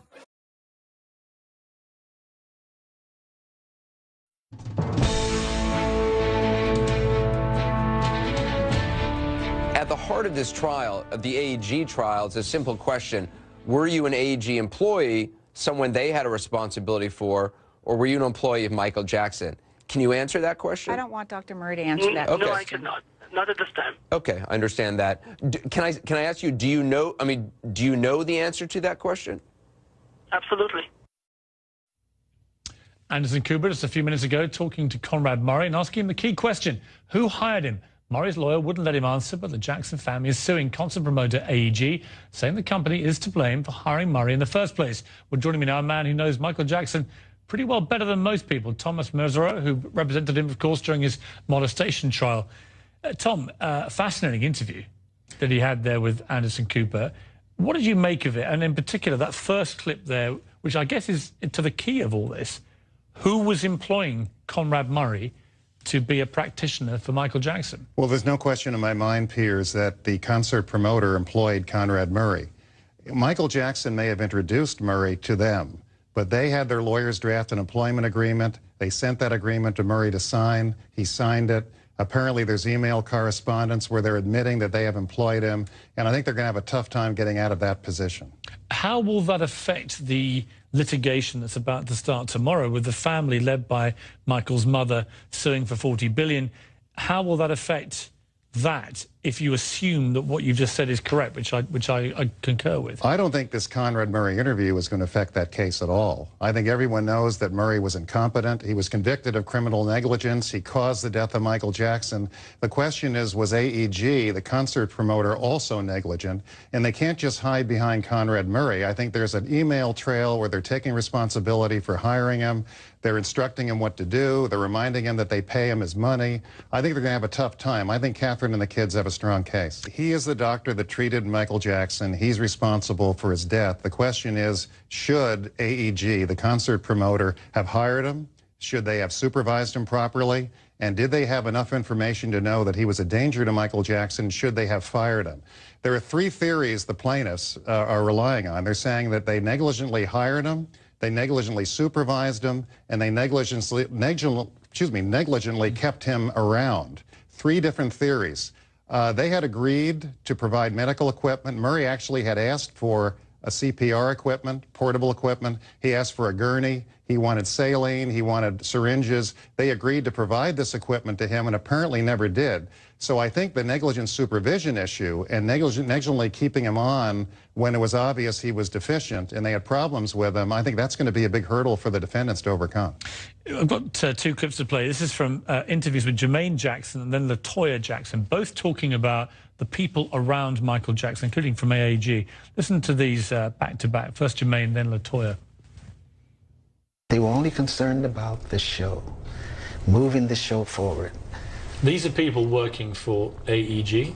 These are people working for AEG, working for him, working for the show. They controlled everything that he did, the people that were around him. They knew he wasn't healthy enough to do those shows, but yet they said he was fine. Now, when you hear the family talk about that, not entirely surprising, but certainly a familiar pattern. They've all, from Michael's father to his mother to the siblings, all repeating this same pattern about how they believed all these people were around Michael, forcing him against his health, really, to do this tour. How significant will any of that be when this trial starts? It could be very significant. Apparently there are emails from his choreographer, Ken Ortega, warning AEG that he's not well. He has serious physical problems, serious psychological and emotional problems. He's asking for professional help. And I'm informed that there are some emails from AEG basically telling Murray, you better get him to rehearsals. So I think this issue is well-founded by the siblings, and I think it's going to be a big issue for the plaintiffs. And I think AEG is going to have a tough time explaining it.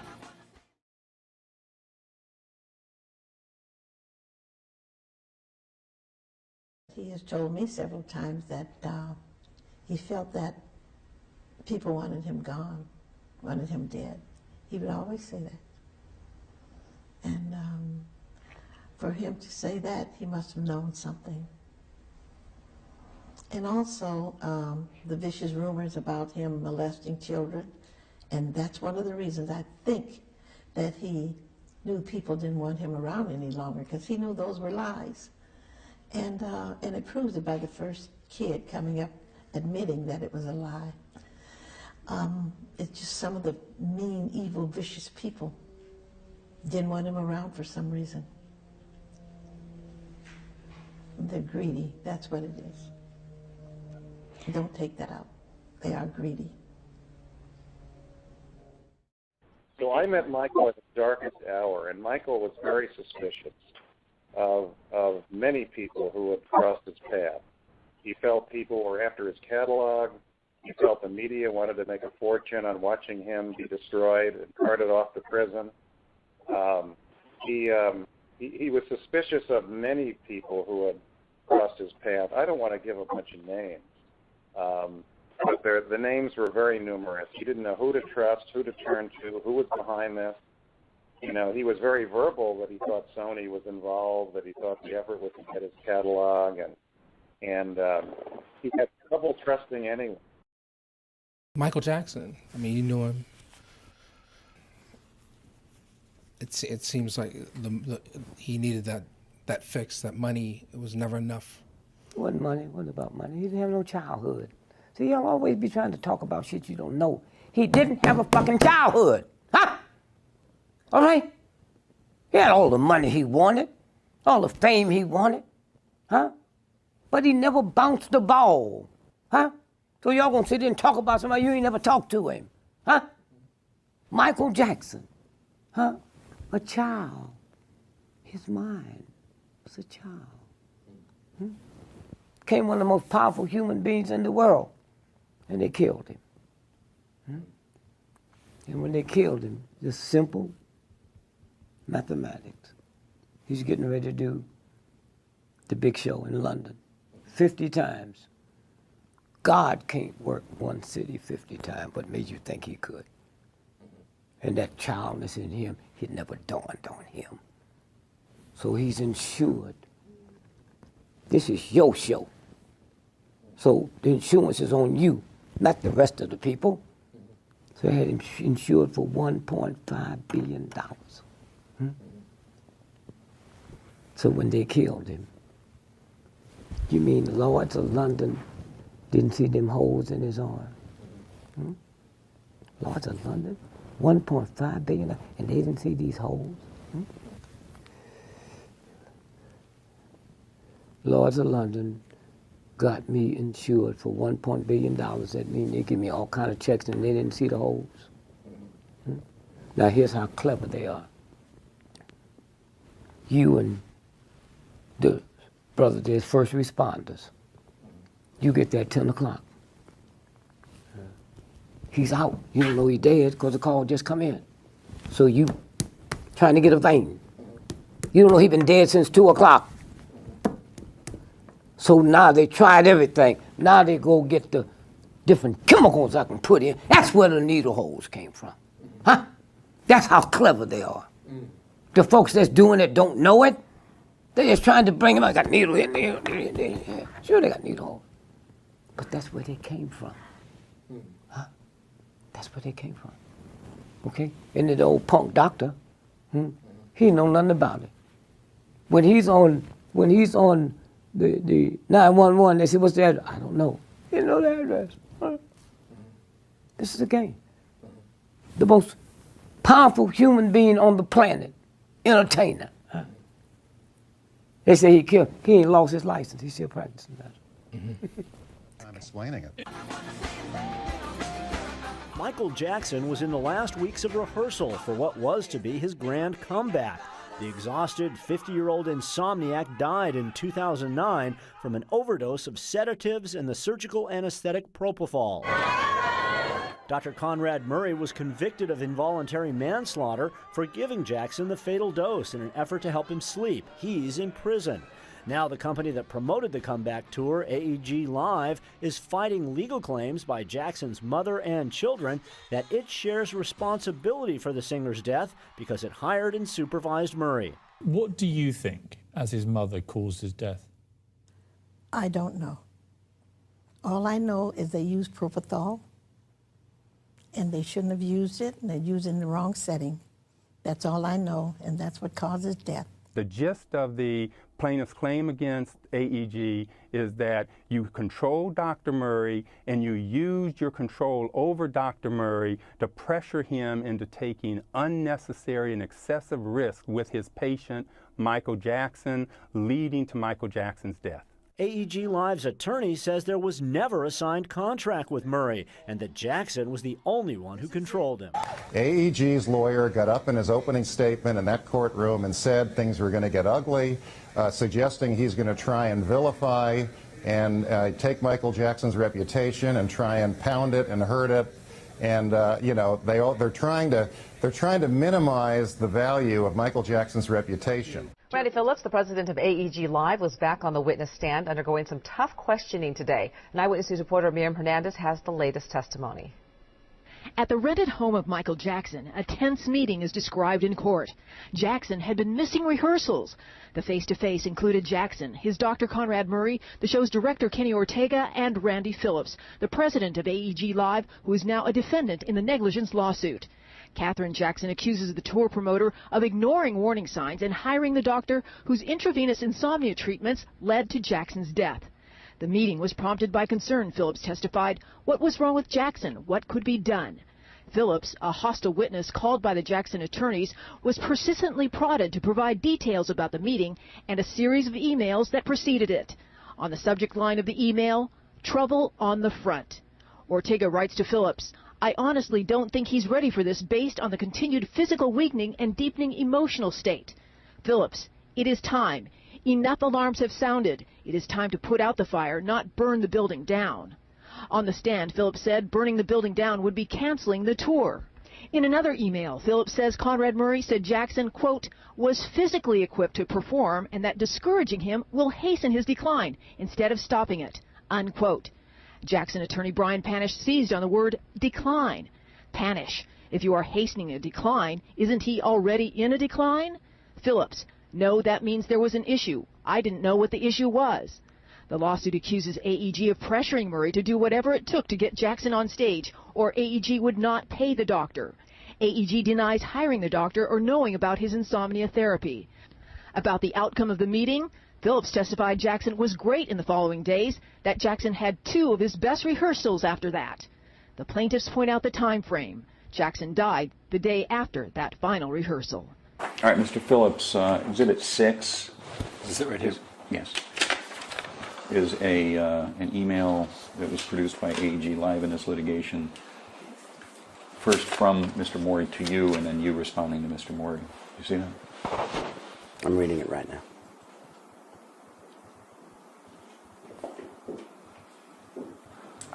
My question was simply, is this an email that you got from Mr. Morey and an email you responded to Mr. Morey? Based on reading the headers of the emails, yes. Right, okay. And it was produced by AEG Live. You see the production stamp down at the bottom, right? Correct. All right. There's some language up at the top that talks about that you wrote the top of this, correct?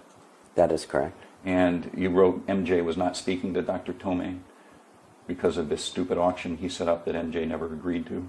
Correct. Is that what you were just telling us about the Julian's auction? That is correct. All right. And then there's language about the day they left for London. Is that the press conference for the This Is It tour? That is correct. When you wrote the fact that the press conference even happened as a miracle, you see that? I see that. What did you mean by that?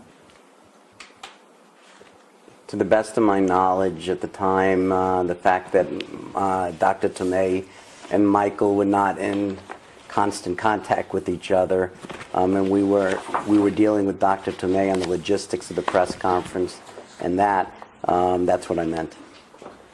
I had to rely on Dr. Tomei to bring Michael and for Michael's participation in the press conference, and if they were estranged, I had no one to deal with. Was there a problem, Mr. Phillips, with Mr. Jackson's appearance at the press conference that day? Are you talking about when he went to the microphone and was photographed? Well, I was thinking actually really the hours before going to the microphone and being photographed. Something unusual happened? We were late. Why? To the best of my knowledge, based on statements made to me by Dr. Tomei, Michael was scared of the reception he was going to get because he hadn't been in the public eye in so long, and that he might be hungover. Hungover? Hungover. That's what Dr. Tomei told you? Correct. You didn't see that yourself? At one point during the afternoon, I went into the room as Michael was getting prepared, and he seemed a bit hungover. Would be. I mean, I'm not an expert, and I don't drink, so I've never been hungover. So it's just an observation. Well, my hunch is in 30 years in the music industry, you may have seen Drunk people hungover at some point. No? Actually, no. How about drunk people? Yes. Okay. Was Mr. Jackson drunk? No. Not to the best of my knowledge, no. Okay. Was he despondent? No. Did you yell at him? At some point during the afternoon, the word yell might be a little bit extreme, and I might have used it to describe it, but at one point it was taking so long, we were waiting for him to get ready, and there was one item of clothing that he was waiting for, and time was ticking away, and I got a little louder, a little more affirmative than I had been in dealing with him up to then. Did you yell at him? I raised my voice. I was a little firm. You were a little firm? Yeah. Okay. Yeah. Was there anything that you saw that afternoon before getting to the press conference that scared you? In terms of Mr. Jackson's condition, behavior? Yeah, well, the word scary, in looking back at it, probably is an overreaction to what was going on that afternoon, the fact that we were late for the press conference. And yeah, when you have a press conference to announce the comeback of the greatest star in the world, and he's running 2 hours late, and he appeared to be somewhat hungover, yeah, I would say, I'm not sure scary, looking back if I'd use the word scary, or really more concerned. And did you conclude, based on what you saw, that Mr. Jackson was an emotionally paralyzed mess? That was a description I used to describe the what I encountered, what my observation was. You know what I'm talking about, yes. Right? You sent an email to Mr. Leiweke. Yes. Would you agree with me, sir, that you described Mr. Jackson in Exhibit 7 as an emotionally paralyzed mess? That is correct. And you said, this is the scariest thing I've ever seen. That's what I wrote at the time. On March 5th, at the bottom, what did you write to Mr. Leiweke? What it says here. Could you read it? MJ is locked in his room, drunk and despondent. Tomei and I are trying to sober him up and get him to the press conference with his hairdresser makeup artist. And then Mr. Leiweke responds, are you kidding me? Correct. And then you responded with the longer entry there. Correct. And you wrote, I screamed at him so loud the walls are shaking? Yes, that was an exaggeration, but I did raise my voice. All right.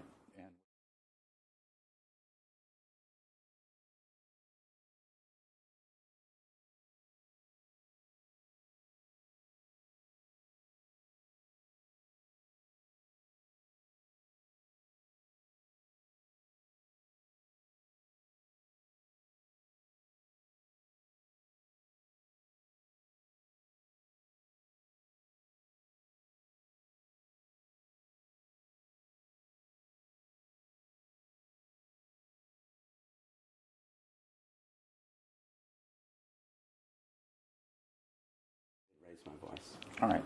And was it also an exaggeration when you wrote, this is the scariest thing I've ever seen? For the size and the scope of what was going on, it was one of the most concerning things. I don't know if, looking back at it, if I would have said the scariest, you know, having been in this business as long as I have. Okay. Was that an exaggeration? A little bit. And was it an exaggeration also that he is an emotionally paralyzed mess? That's what I felt at the time. When Mr. Gongaware replied to your email, here, Exhibit 8, up at the top of the page. Top, okay. Right. Mm-hmm. Now this is before the London press conference, right? This is February 27th. Yes. The London press conference is March 5. Right. Mr. Gongaware wrote, meanwhile, our play here is to not back off. We are holding all the risk. If MJ won't approve it, we go without his approval. You see that? Correct. Did you agree with that tactic? Yeah, I'm not 100% sure what he was referring to. What do you believe he was referring to? That Michael was trying to back out of the press. According to this, that he wasn't going to get on the plane and go to London to do the press conference. And Paul that had been scheduled. And Paul recommended going ahead with the press conference and putting the tickets on sale, because once we go on sale, which we have the right to do, he is locked. He has no choice. He has to do it, right? That's what he wrote. Okay. Did you agree with that? No. Did you ever respond to this email saying that you disagreed with it? Not that I remember. Did you ever tell anybody that you scraped Mr. Jackson off the floor in his hotel room in London before the press conference? Not to my knowledge. Actually, I'm sorry. When you say not to my knowledge, Is it your testimony that you don't remember ever saying that, or is it your testimony that you did not say that? I don't remember ever saying that. Okay, so it may have happened, it may not have happened, you're not sure. I'm not sure. You remember there being a board of directors meeting of AEG that you participated in late May 2009? It's possible. I don't remember. You don't have any recollection of participating in a board meeting at AEG in late May 2009? It's very possible. I do not remember. I'm simply asking whether you have any memory at all of being at a board of directors meeting for AEG in late May 2009. No. Did you read the Jackson AEG Live contract in January 2009? No. You never read that one? No. I read a summary of it, but I didn't read the whole contract. Okay. What did you ask Dr. Murray about his relationship with Mr. Jackson?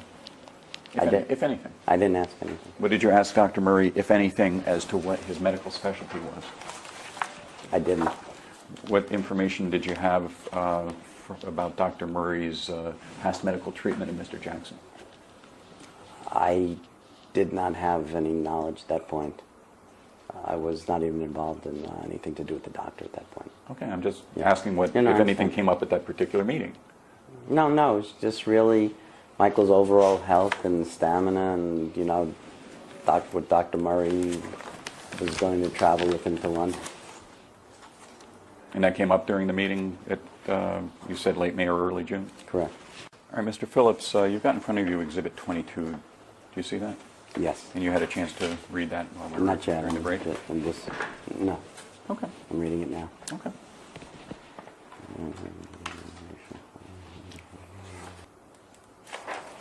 Were you getting reports as of June 14, 2009 that Mr. Jackson was not performing well at rehearsals? No, I just, the email you've given me was the first time I was told that. Your first meeting with Dr. Murray, was that before June 14th, 2009? Yes. All right.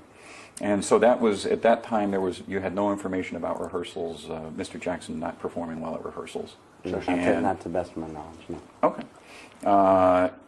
When Mr. Ortega writes here, he is not in great physical shape. I believe he's hurting. He has been slow at grabbing hold of the work. As of June 15, 2009, did you get that same information?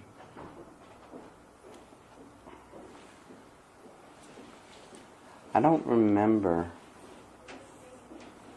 receiving this email. Well, let me ask you about the language there that Mr. Gongaware wrote on June 14th at 4:11. Frank and I have discussed it already and have requested a face-to-face meeting with the doctor, hopefully Monday. That would be June 15th, I think, if we do the calendar calculations. We want to remind him that it is AEG, not MJ, who is paying his salary. We want him to understand what is expected of him. You see that? I see it, yes. All right. Does this withdrawn? Did you participate in a meeting with Dr. Murray after June 14th, 2009, but before the meeting at the Forum the next weekend? I don't remember. So you may have had a meeting, you may have also participated in a meeting with Dr. Murray around June 15th? I may have. I don't remember. Okay. Did Mr. Gongaware ever communicate to you that we want to remind Dr. Murray that it is AEG, not MJ, who is paying his salary? No. Did Mr. Gongaware ever communicate with you, we want him to understand what is expected of him? No. Do you understand what Mr. Gongaware meant by that? No. Did you withdrawn? You don't ever, you never asked Mr. Gongaware what he meant by what is expected of Dr. Murray? He never. No. No. All right. Now, and you don't remember ever getting this particular email? No. Is that reading? So, withdrawn. Sitting here right now, is that the first time you've read this language from Mr. Gongaware, saying that we want to remind Murray that it is AEG, not MJ, who's paying his salary? Yes. And the first time you've read, we want him to understand what is expected of him, Dr. Murray? First time is reading that here today? Yes. All right. Then would you tell me then what Exhibit 23 is, which appears to be an email that you received forwarding the email, that Exhibit 22 that we've just been talking about? Oh, from...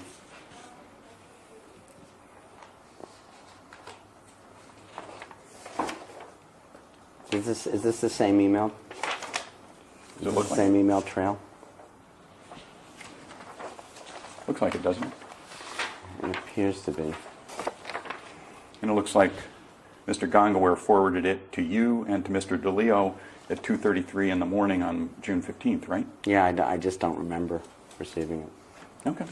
And so did you ever ask Mr. Gongaware what he meant when he wrote, "We want to remind him that is AEG, not MJ who's paying his salary"? No. Did you ever admonish or correct Mr. Gongaware to say that that's not accurate? No. Because I don't remember seeing it in the first place. Okay. There's no question that Mr. Withdrawn, this document, Exhibit 23, was produced to us by AEG live in this litigation. And that was your email address, was it not? That is correct. On June 15, 2009, right? Correct. You have no reason to dispute that this document was sent to you? No, I just don't remember seeing it. Were you beginning to develop a concern about Mr. Jackson's commitment to the tour as of June 15, 2009? No. Well, so I take it you first learned about there being a problem at rehearsal on the 19th when you opened up your email after sunrise on June 20th. Is that right? That is correct. Did you talk to Dr. Murray before the meeting? I vaguely remember having a telephone conversation with him that morning. And what was the content of that conversation? About Kenny, the content of Kenny's email, and having a meeting to discuss it. Okay. So was it just tell me everything you can remember about the meeting, or the withdrawn. Tell me everything you can remember about the phone call. Was it just to schedule the meeting, or was there information conveyed by you to him and him to you? It was really to schedule the meeting. You know, we didn't get into an in-depth discussion about what the issues in the email were. Okay, so how long did that phone call last, approximately? 3 minutes. Okay. So do you remember Dr. Murray leaving you a message on the evening of June 18th? No. Did you talk to Dr. Murray on the evening of June 18th? I don't remember. That's my home number. That's your home number? Mm-hmm. Okay. So that's the fourth call from the top on that page, right? Correct. And that reflects, if you run over to the right side of that, that reflects a call at approximately noon from Dr. Murray to you? Correct. And that's consistent with your recollection? Correct. And the length of time that call lasted, according to the records, is 1,549 seconds. Do you see that? Yes. So that's about 25 minutes? I guess.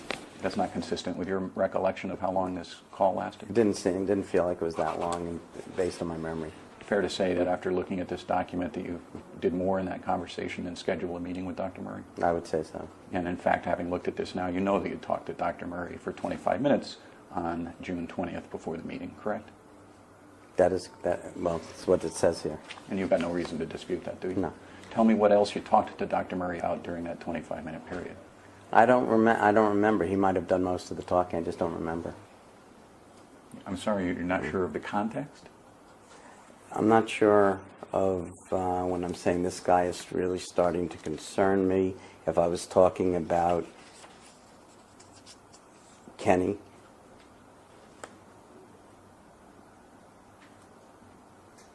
It could be about Kenny. I'm sorry? It could be referring to Kenny Ortega. Right. And isn't it likely referring to him, given that the next sentence is read his email and my response? Probably. Okay. And what was it? What concerned you about Mr. Ortega's email to you? Yeah, I don't remember what it was. All right. Well, you wrote, "This guy, probably Ortega, is starting to concern me," right? Mm-hmm. Correct. Yes. And you forwarded Mr. Lewicki Ortega's email. Correct. And you don't remember what you were concerned about? I don't remember. Whatever it is, I'm reading it now. So. Okay. Did you write this email? Up at the top, the first entry, August 18? Well, it says I did. Have any reason to doubt that? I don't remember it. That's the only reason. Who's Michael Roth? Michael Roth is the head of publicity, VP of publicity for AG. So Murray did some kind of an interview. Is that the way you read this? Have you had a chance to read this yet? No. Okay, why don't you read the things Okay. before you start answering the questions? Take your time. Can you read me out loud what you wrote to Michael Roth on August 18th, 2009 at 7:24? I wonder why now. I think I know what MJ died of, and this would exonerate Conrad. Conrad Murray. Correct. What did you know would exonerate Conrad Murray? I don't remember. No recollection at all? No. Did anybody ever ask you what you knew that would exonerate Conrad Murray? No. Did you ever tell the police that you had information that would exonerate Conrad Murray? No. Did you ever tell the LA district attorney what information you had that would exonerate Conrad Murray? No. Did you ever tell his attorney what information, Murray's attorney, what information you had that would exonerate Conrad Murray? No. Okay, Mr. Kane was Mr. Jackson's business manager eventually, is that correct? That is correct. And he sends you an email on June 23 at 11:22 asking on the list of doctors that will help get up from today to the opening night. Where does Arnold Klein stand on the list? Correct. Probably up was us. Should have been us. Mm-hmm. Yes? Correct. Okay. Correct. And what was your response? He scares us to death because he's shooting him up with something.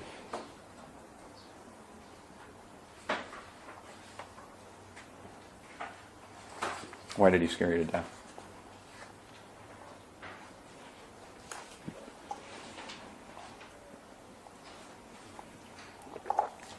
I don't remember why I used that terminology. It's because he was treating Michael, and Dr. Murray was Michael's primary care physician, and I don't think Dr. Murray knew. I'm speculating, but I didn't think Dr. Murray knew what treatments Dr. Klein was giving to Michael. Well, you told Dr. Murray at the first meeting in June that Michael was seeing Dr. Klein, Yes. right? Correct. And did you have reason to believe that Dr. Murray didn't follow through with that information? One way or the other? I had no knowledge one way or another. Well, you wrote because Dr. Klein is shooting him up with something. And why you used the phrase, he scares us to death, because he is shooting him up with something. What was it that Dr. Klein was shooting him up with that scared you to death? I don't know. That's what scared me. I had no idea. So what's the connection, I'm sorry, between being scared and shooting him up with something, if you didn't know it was being used? Because there were a lot of there were a lot of bills, invoices for injections called IM on this invoice, and I had no idea what that was. Could have been DM. It was IM. All right. Your first answer was it was DM. Do you remember that? Yeah, but that's not what it was. You made a mistake? Yes. Can you identify any employee of AEG or AEG Live or independent contractor for AEG Live with whom you had a conversation about Dr. Murray's contract prior to June 25, 2009? No, I don't remember. I don't remember who I might have spoken to. Okay. You have no information about the contract or proposed contract at all? It wasn't my responsibility. And you had no information about it, right? Correct. Okay.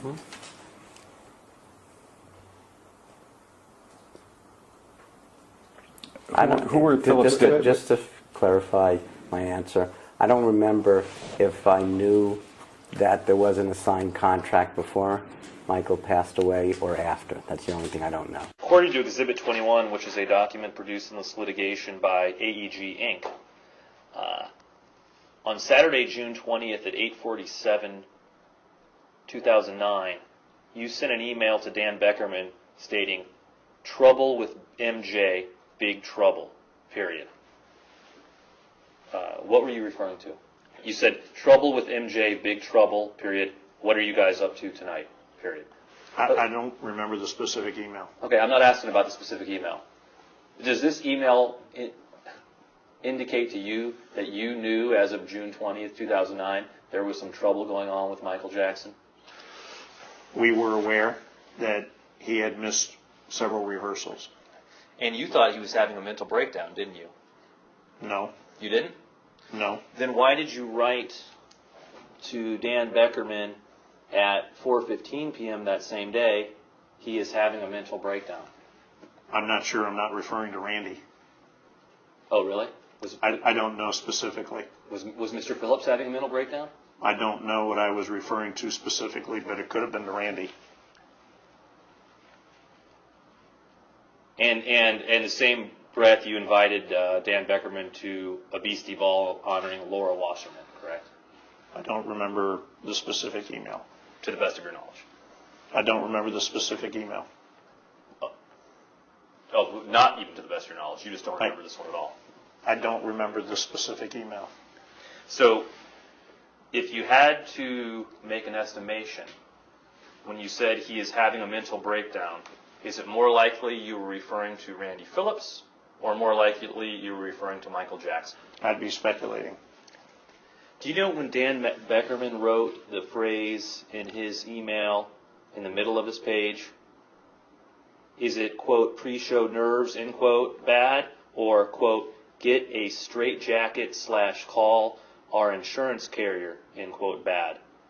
Do you know what he was referring to? I don't remember the specific email. Wasn't he referring to how bad is Michael? Do we need to call our insurance carrier because the tour is going to be canceled? Is it obvious? I'm not going to speculate what Dan was thinking or saying. The lower email on this chain is from Tim Leiweke to you, Saturday, June 20th, 2009. Do you see that? Yes. And are you aware that Michael Jackson died on June 25th, 2009? I didn't know the exact date, but that sounds right. And in this email from Mr. Leiweke to you, it says, trouble with MJ, big trouble. What are you guys up to tonight? Do you see that? Mm-hmm. Yes. Yeah. Thank you. And do you know why it is, or what was your understanding of why Mr. Leiweke was informing you about trouble with MJ? Let me ask you this way. Do you have an understanding of what Mr. Leiweke was talking about? No. And did you respond to Mr. Leiweke? Sure looks like it. And what did you tell Mr. Leiweke? Do you want me to read what it says? Sure. It says, I figured something might be wrong given how jittery Randy has been this week. Is it pre-show nerves bad or get a straitjacket collar insurance carrier bad? We're around tonight just hanging out. Okay. Now, your first line of what you responded was that you figured something might be wrong given how jittery Randy has been this week. Were you referring to Randy Phillips? Yes. And could you explain what you meant by him being jittery? If you recall. It was a long time ago. I don't recall specifically what behavior or conversation or behavior of Randy that prompted me to say this. And then you drew a dichotomy, if you will, between pre-show nerves and get out a straitjacket / call our insurance carrier bad. Is that correct? That's what it says. And so when you said get a straitjacket / call our insurance carrier, what were you referring to? I was trying to understand if it was stage fright, everything's going to be fine, or I can't go through with this, I'm not going to do it. At the live desk tonight, Michael Jackson's eldest son testified in court before a judge in the negligence case against concert giant AEG today. 16-year-old Prince Jackson told jurors that Michael Jackson was excited at times, but certainly was not happy about the pressure that came with touring. He said Michael sometimes ended phone conversations with promoters in tears, saying at one point, quote, "They're going to kill me." The lawsuit claims AEG negligently hired Conrad Murray, the doctor, convicted of involuntary manslaughter in Jackson's death. That's going to do it for the live desk for now. There's one of the emails that you alluded to is from AEG Live CEO or co-CEO Paul Gongaware, which says we want to remind Murray that it's AEG, not MJ, who is paying his salary. We want to remind him what is expected of him. Quite explicit, really, there, you would think, in terms of who's responsible. I suppose on the flip side, Michael Jackson was a very well-known, highly temperamental pop superstar, prone to cancelling concerts, having a variety of health issues of various types of severity, unpredictable, all those things, like many pop artists. Could that work against the family's claim in the sense that AEG may say, look, yeah, we did try and get him to work, but he was a bit flaky. Well, if they thought he was that flaky and they thought he was that disturbed, why did they enter into a contract with him to do all these concerts? They invested over $30 million before the concerts even began. If they thought he was that bad and they thought his reputation was suffering from all these other issues, why in the world did they go into business with him? I think it's an uphill battle for AEG. Let's just play the final clip from the Anderson interview, a quite extraordinary moment when Conrad Murray burst into song. You know what describes me, Anderson? Let me sing something for you. This is important to me. He's a little boy that Santa Claus forgot, and goodness knows he did not want a lot. He wrote a note to Santa for some crayons and a toy.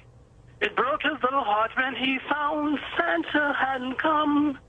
In the streets, he envied all those lucky boys, but goodness knows he didn't want a lot. I'm so sorry for that laddie who hasn't got a daddy. I mean, it's almost comical on one level that you can quite see why he didn't testify, because clearly I suspect his legal team weren't entirely sure how he would behave on the stand. But when you hear Conrad Murray behave like that, that's not the behaviour of as he would pit himself to us as being, of a decent, honourable, straightforward physician, is it? No, he has never taken responsibility for what he did. He has always blamed Michael Jackson for everything that's happened to him. He wasn't professional. He violated medical ethics. When the paramedics came to the scene, they asked him, what did you give him? He never mentioned propofol. There was evidence that he tried to hide propofol from the paramedics and the police. He can't get out of this. He's responsible for his death. AEG should not have retained him. They should have checked him out beforehand, and if they had any problem with him, they should have gotten rid of him. No, he's not a good doctor. He shouldn't be a doctor, and I think he's where he belongs. Final question, and very quick if you don't mind. Is she going to win, Katherine Jackson, on behalf of the family? She and the children are going to win, in my opinion. They have a very strong case. They have a great lawyer, Brian Panish, the best in Los Angeles for a case like this. And I think they have the evidence on their side, and I think they have morality on their side. So I think the defendants have a tough go. Tom, great to see you.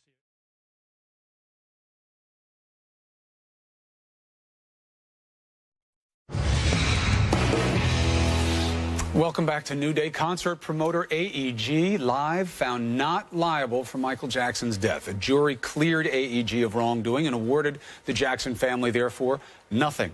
The 5-month-long trial could have been worth $1 billion. Now, we're going to speak to the singer's former attorney in just a moment. But first, CNN's Miguel Marquez has more for us from Los Angeles. Good morning, Miguel. Good morning there, Chris. This was a shocker of a verdict given how complex and how long this trial went on. The jury form itself was complicated. 16 questions the jurors had to answer. 5 of them had to be in Jackson's favor before they could even consider damages. They only got to question 2. Has the jury reached a verdict?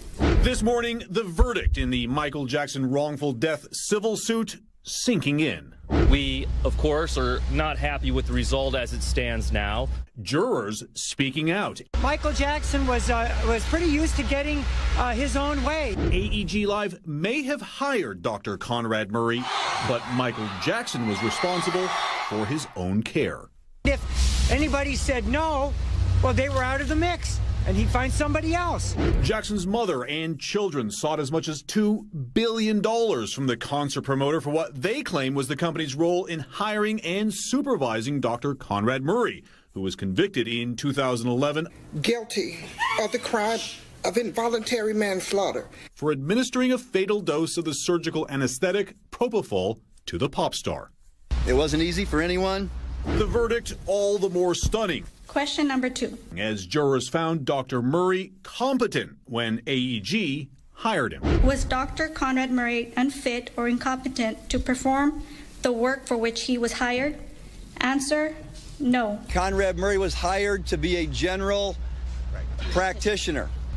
And maybe had the word ethical been in the question, it could have been a different outcome. The jury deliberated a mere 13 hours after sitting through 5 months of testimony and the presentation of thousands of documents. This much less publicized trial full of twists and turns, including testimony from Jackson's crying mother, Catherine, and the mother of Jackson's children, Debbie Rowe. The stress of the trial affecting Jackson's daughter, Paris, hospitalized and still getting special treatment after a suicide attempt. Now, Michael Jackson's mother, Catherine, saying she's at least happy that the jury found that AEG did in fact hire Dr. Murray. Both she and Jackson's lawyers say they will look at this verdict and see if they can take it somewhere else. Chris? All right, Miguel, thank you very much. Let's bring in one of Michael Jackson's former defense attorneys to dig through the wrongful death verdict. Mr. Tom Mesereau joins us this morning from San Francisco. He, of course, a defense attorney at Mesereau & You. Tom, great to have you. Thank you for joining us. Thank you, Chris. Pleasure to be with you.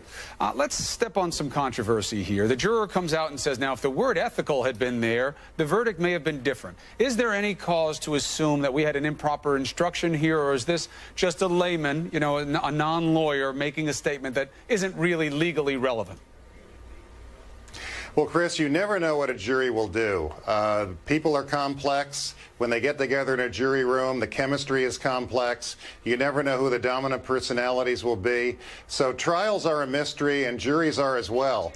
However, I must say I'm quite surprised by this. I thought the primary battle was over whether or not AEG had hired Conrad Murray.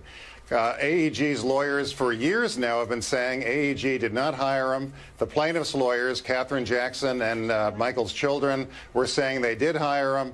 12 jurors unanimously said AEG hired Conrad Murray, and then to many people's surprise, including myself, they said that he was fit for the job.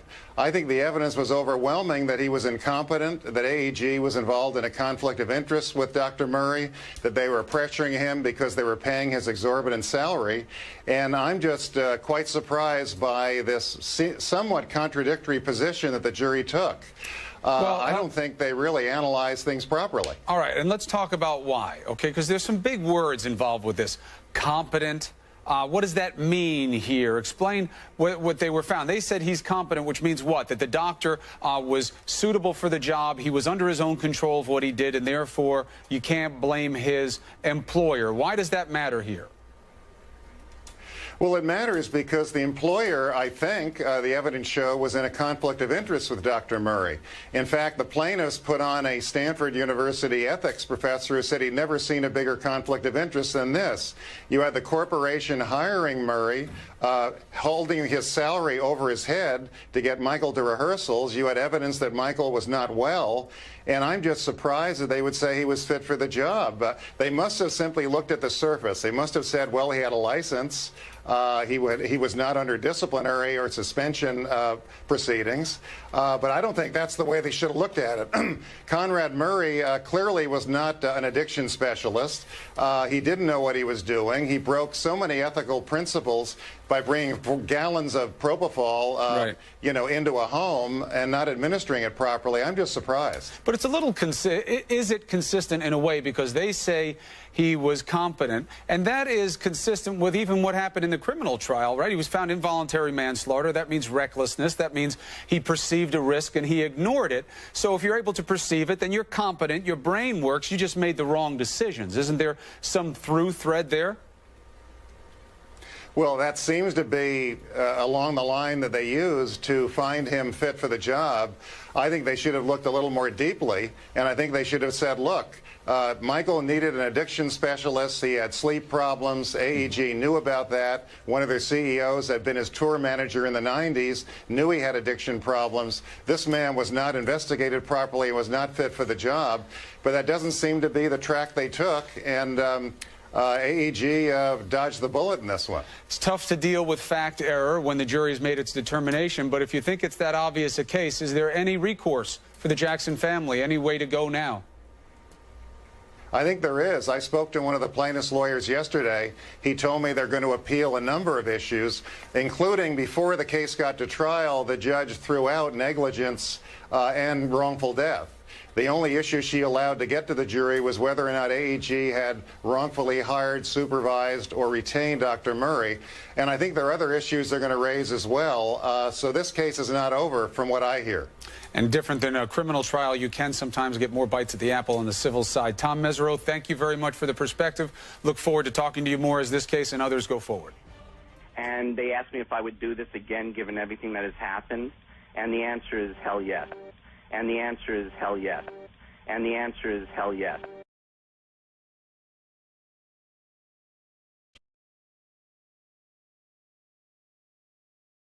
Michael Jackson is making more money after his death than he ever did when he was alive. Tonight, you'll hear about the most remarkable financial and image resurrection in pop culture history and get a rare look at what Michael Jackson left behind.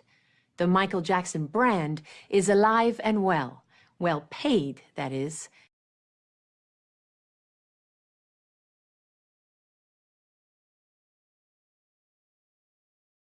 Extremely well paid.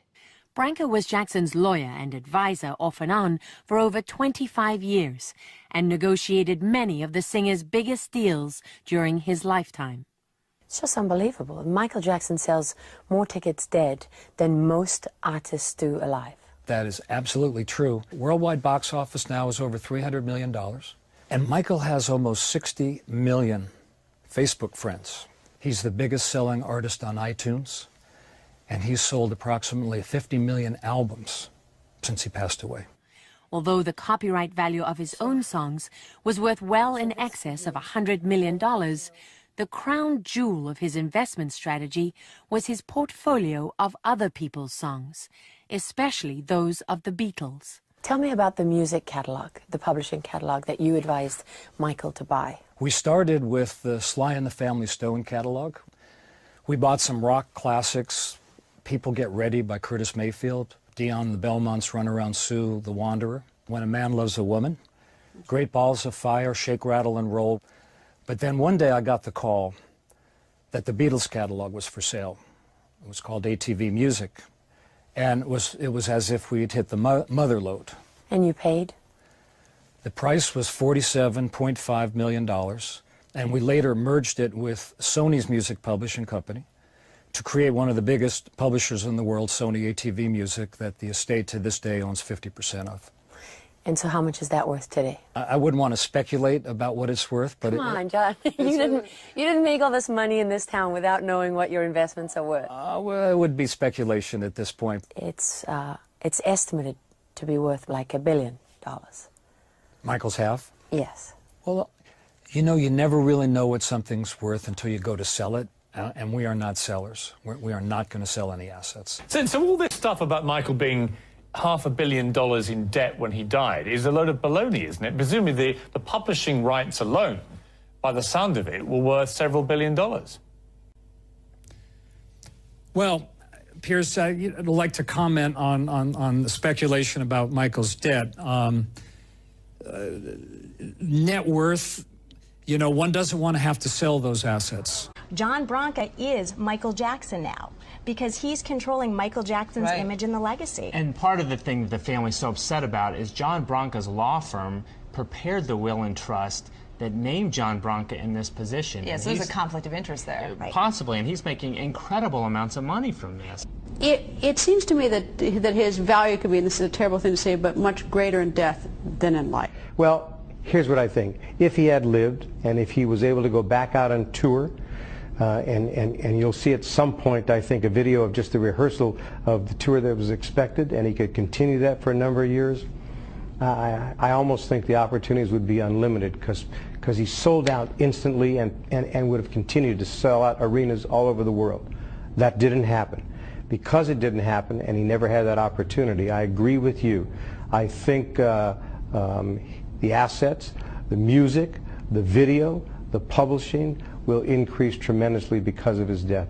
People will want to continue to remember him and his legacy.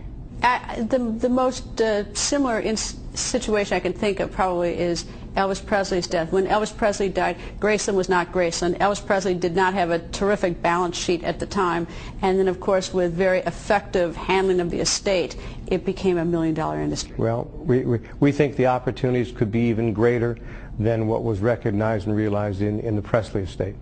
I truly feel that Conrad Murray is simply the fall guy. This was definitely something that was premeditated, that they had planned to do, and they planned to take my brother out, and my brother knew it. And that's why he told me repeatedly and repeatedly and repeatedly that this was going to happen to him. He explained it to me. He explained it's because of my catalog, which is my publishing, and they're after it, and they want it, and they want their hands on it, and they want to take it away from me. So Michael developed this love-hate relationship with his catalog. I don't want it because it's going to destroy my life. No, it's mine. I'm going to keep it. I'm not going to let them rip it apart and take it from me. This went back and forth. I began to see his personality change. Michael had notes in his house saying how he hates John Branca, he hates Randy Phillips, he doesn't want them around, he'll never fly with them. He just went on and on expressing how he felt about these people. These people were all involved. Mind you, the will, I truly believe and I know that the will is fake. Because Michael was in New York when the will was signed, and they say he signed it in LA, and he did not. And they know this. But yet they put themselves as the executors on this estate. There was another guy that was in the will, Barry Siegel, but he pleasantly removed himself from it. Why would he do that? Because he knew that it was fake, and he wasn't going to get involved in the skullduggery. That's why. This is all an effort to kind of deflect attention away from a letter that was written asking for the resignation of John Branca and John McClain. Now, you asked for a letter for them to resign for what reason? Because we feel there is criminal misconduct on their part, and that our brother Michael was not where they said he was on the day that the will was signed, and in fact he did not sign that will. Now, just for complete disclosure, I wanted to show people the date that is being in question. That weekend that Michael Jackson was to have signed that will in Los Angeles, he was in fact in Harlem with me that weekend, and I'm showing the video now. This is the date that weekend Michael Jackson was with me and others at the House of Justice of National Action Network in New York. That's the video. The very weekend, that Saturday he was there, that Sunday we were out together, and that Monday he was with Johnny Cochran and I. That's the weekend you're referring to, the date on the will. Is that right, Randy? Absolutely. Absolutely. We know that, and they know that. Does that prove anything to you, Randy? Say it one more time, sorry? Does that prove anything to you, the fact that there's this video that Michael was with me at the time they say they had this statement notarized that he was in Los Angeles signing this will? What it proves is that the will is fake, and he cannot be in two places at one time. I suspect he's talking about the people who run the Jackson estate. There's tremendous tension between family members and those that run the Jackson estate. From the family point of view, they're seeing lawyers and third parties make millions and millions of dollars off Michael's estate. They don't think this is fair. They're suspicious about the will. The will says it was executed in Los Angeles when everyone has proven that Michael was in New York. And there are other issues. So there's continuing tension over not only the size of this estate, but how it's managed, how it's divvied out. And I don't think that tension is going to dissipate anytime soon. Can you feel this? See how heavy that is? It's in alphabetical order. Huh? Turn first page. See the A's, then the B's, then the C's? How many pages is that? 22 pages. This is a 22-page document of all the acts he owned in alphabetical order. And what do the headlines say? Michael owned 50% of Sony. Huh? That old Beatles stuff, that's chump change. What's that headline say? List of Sony/ATV music publishing artists. Read the first sentence.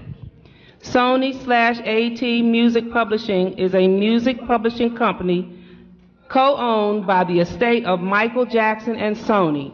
Michael owns 50% of all country western music.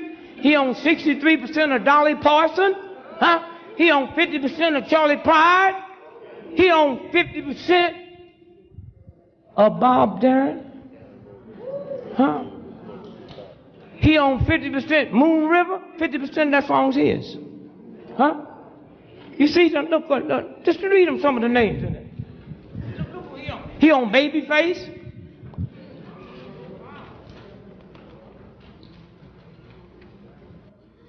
Who is that there? Beyonce knows. M&M's. Huh? And it goes on and on and on. You see them others there you recognize? Boys to Men, Bon Jovi, Brenda Lee, Brian Harvey, Brian West, Brick and Lace, Bright Eyes, Brooks and Dunn. And it goes on and on and on. That's just the bees. And if all this was sold today, the estate would probably get between $40 and $50 billion. Let's be real. I'm going to say it out there straight for everybody listening. My uncle didn't die. He was murdered. I feel the same thing about Prince. We're losing a lot of stars because you have to remember, these are basically insurance policies. When he dies, whatever was owned by the company reverts back. But when my uncle died, we're talking about billions of dollars. Can you imagine if Prince, when he died, sold Little Red Corvette to Chevy? Woo. Let's just you think about it. Yeah. They say Prince died broke. How do you die broke with $1 billion catalog? If he would have sold 3 songs, he'd have had a couple $100 million sitting in his pocket to play with. Yeah. All he had to do was, here, take these 3. I got the catalog of the rest. He and a few other people have changed this industry. Well, yeah, he defined greatness, man. And you know, I'm speaking on my uncle's presence, but I'm also speaking on the other people that we've lost. Yeah. From the David Bowies, from the George Michaels. There's a lot of people that we've lost, and they try to tear them down. Mm-hmm. They're not going to let it. And you know, for me to sit here and say that it's just personal with what they did to my uncle, well, let's not forget what they did to John Lennon. He ain't here no more. Isn't it funny how we just lose all of them? Mm-hmm. You know, it's always these conspiracy theories that your uncle was actually killed for other reasons. You know, they talk about, you know, owning the Beatles catalog and things like that. Do you think that it was an actual plotted out murder? Our family does. You know, I don't want to say too much, but you know, my uncle owned pretty much half the music industry publishing companies.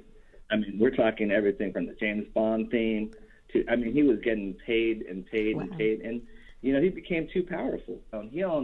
He pretty much owned anything that, you know, Babyface's catalog, anything that Sony writer, you know, Oasis, anything that people. Yeah, I mean, he had a deal where he owned half of Sony Music's catalog.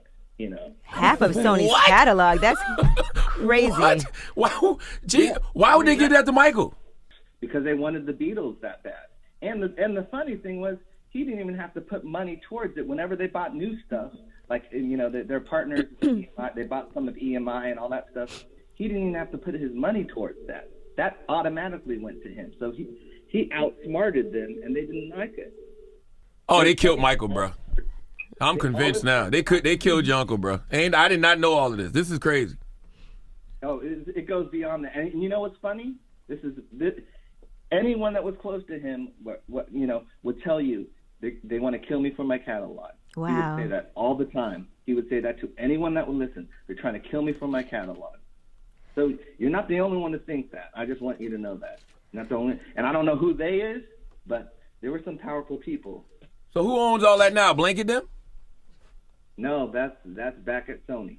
So after Michael died, it went back to Sony. The worst nightmare came true.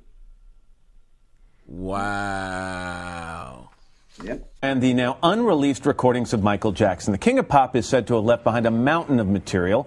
Music executive Tommy Mottola, who worked closely with Jackson at Sony Records for 15 years, considers himself the gatekeeper of Jackson's catalog. Tommy, good morning. It's good to see you. Good morning, man. So for all the years that he's putting together these albums, clearly there can only be 12, 14 songs on an album, and he was recording more. So these other songs are somewhere in a vault. Can you characterize that material for me? Is it great material, or did it not make the cut for a reason? Well, for the 4 albums that I was around for with Michael, there was always over-recording. 12 to 14 songs would end up on the album, just as you said. There would probably be anywhere from 25 to 30 songs recorded. Those songs are still in the can, unreleased. You've heard these songs? I've heard a lot of them. I've heard many of them. And yes. so what are we going to learn about Michael? What kind of music are we going to hear for the first time when these come out? There are hidden gems. there are hidden gems in these songs. At the end of the day, the decision was Michael's, what to put on the album and what not. It doesn't mean that the songs that were not released were not as great as the hits that you know. So there could be a whole new life just from these songs alone. What about the financial life of that? Is this the property of Sony? Is this the property of whatever record company he was working with at the time? Is this the property of the Jackson Family Trust? At the moment, it's still the property of Sony, to my belief. And so financially, does Sony reap the rewards of that, or does the Jackson Family Trust really? Ultimately, Sony and the Jackson family, because the Jackson family will receive royalty income from the sale of those recordings. Again.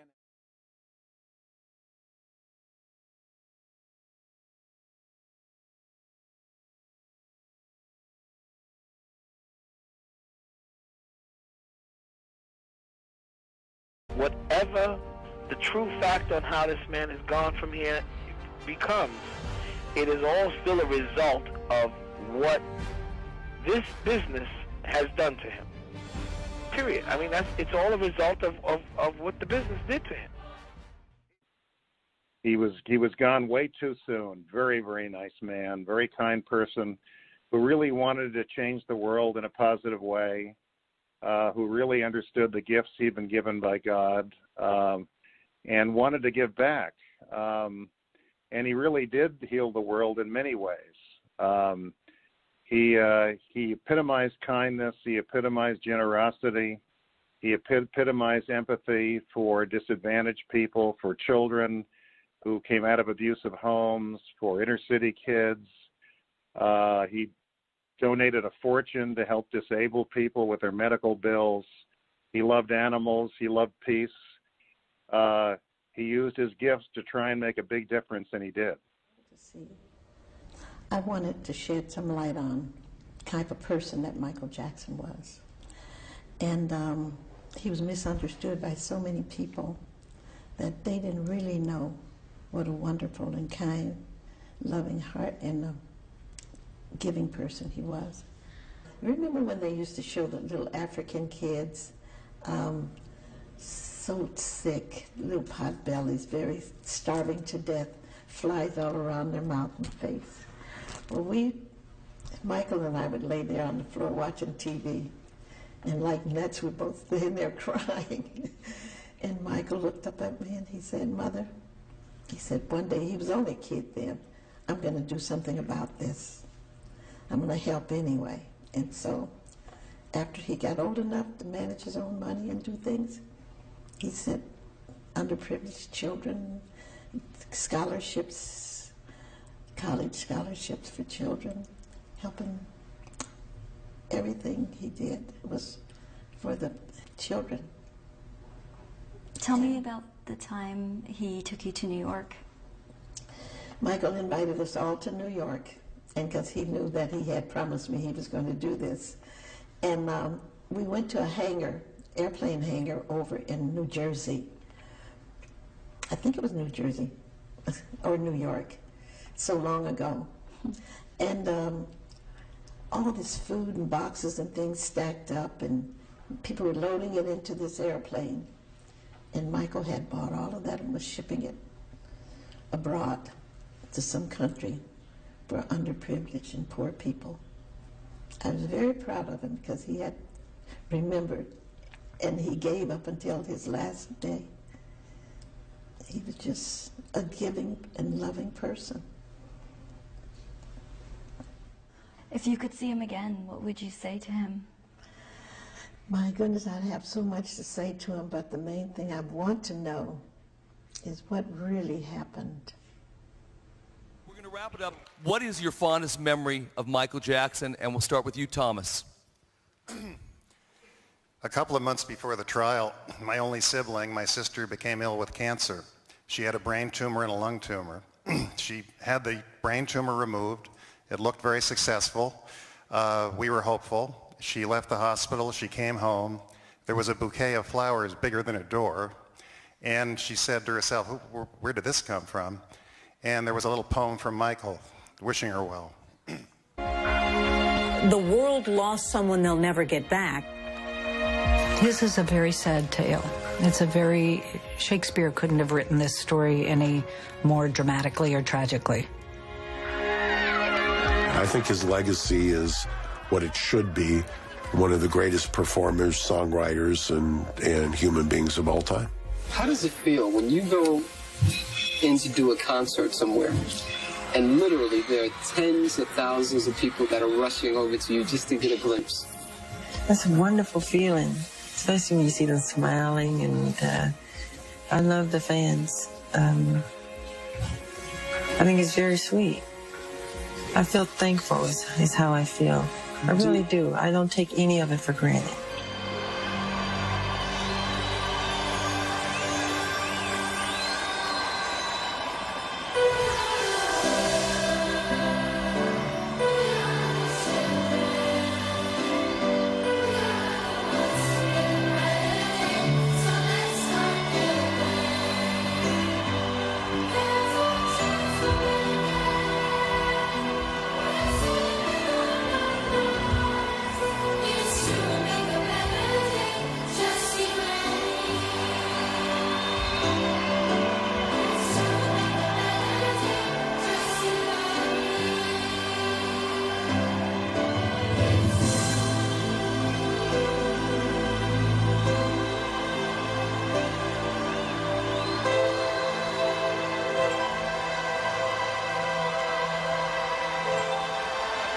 Today, we stand together all around the world, joined in a common purpose to remake the planet into a haven of joy and understanding and goodness. No one should have to suffer, especially our children. This time, we must succeed. This is for the children of the world. There's a place in your heart, and I know that it is love, and this place is much brighter.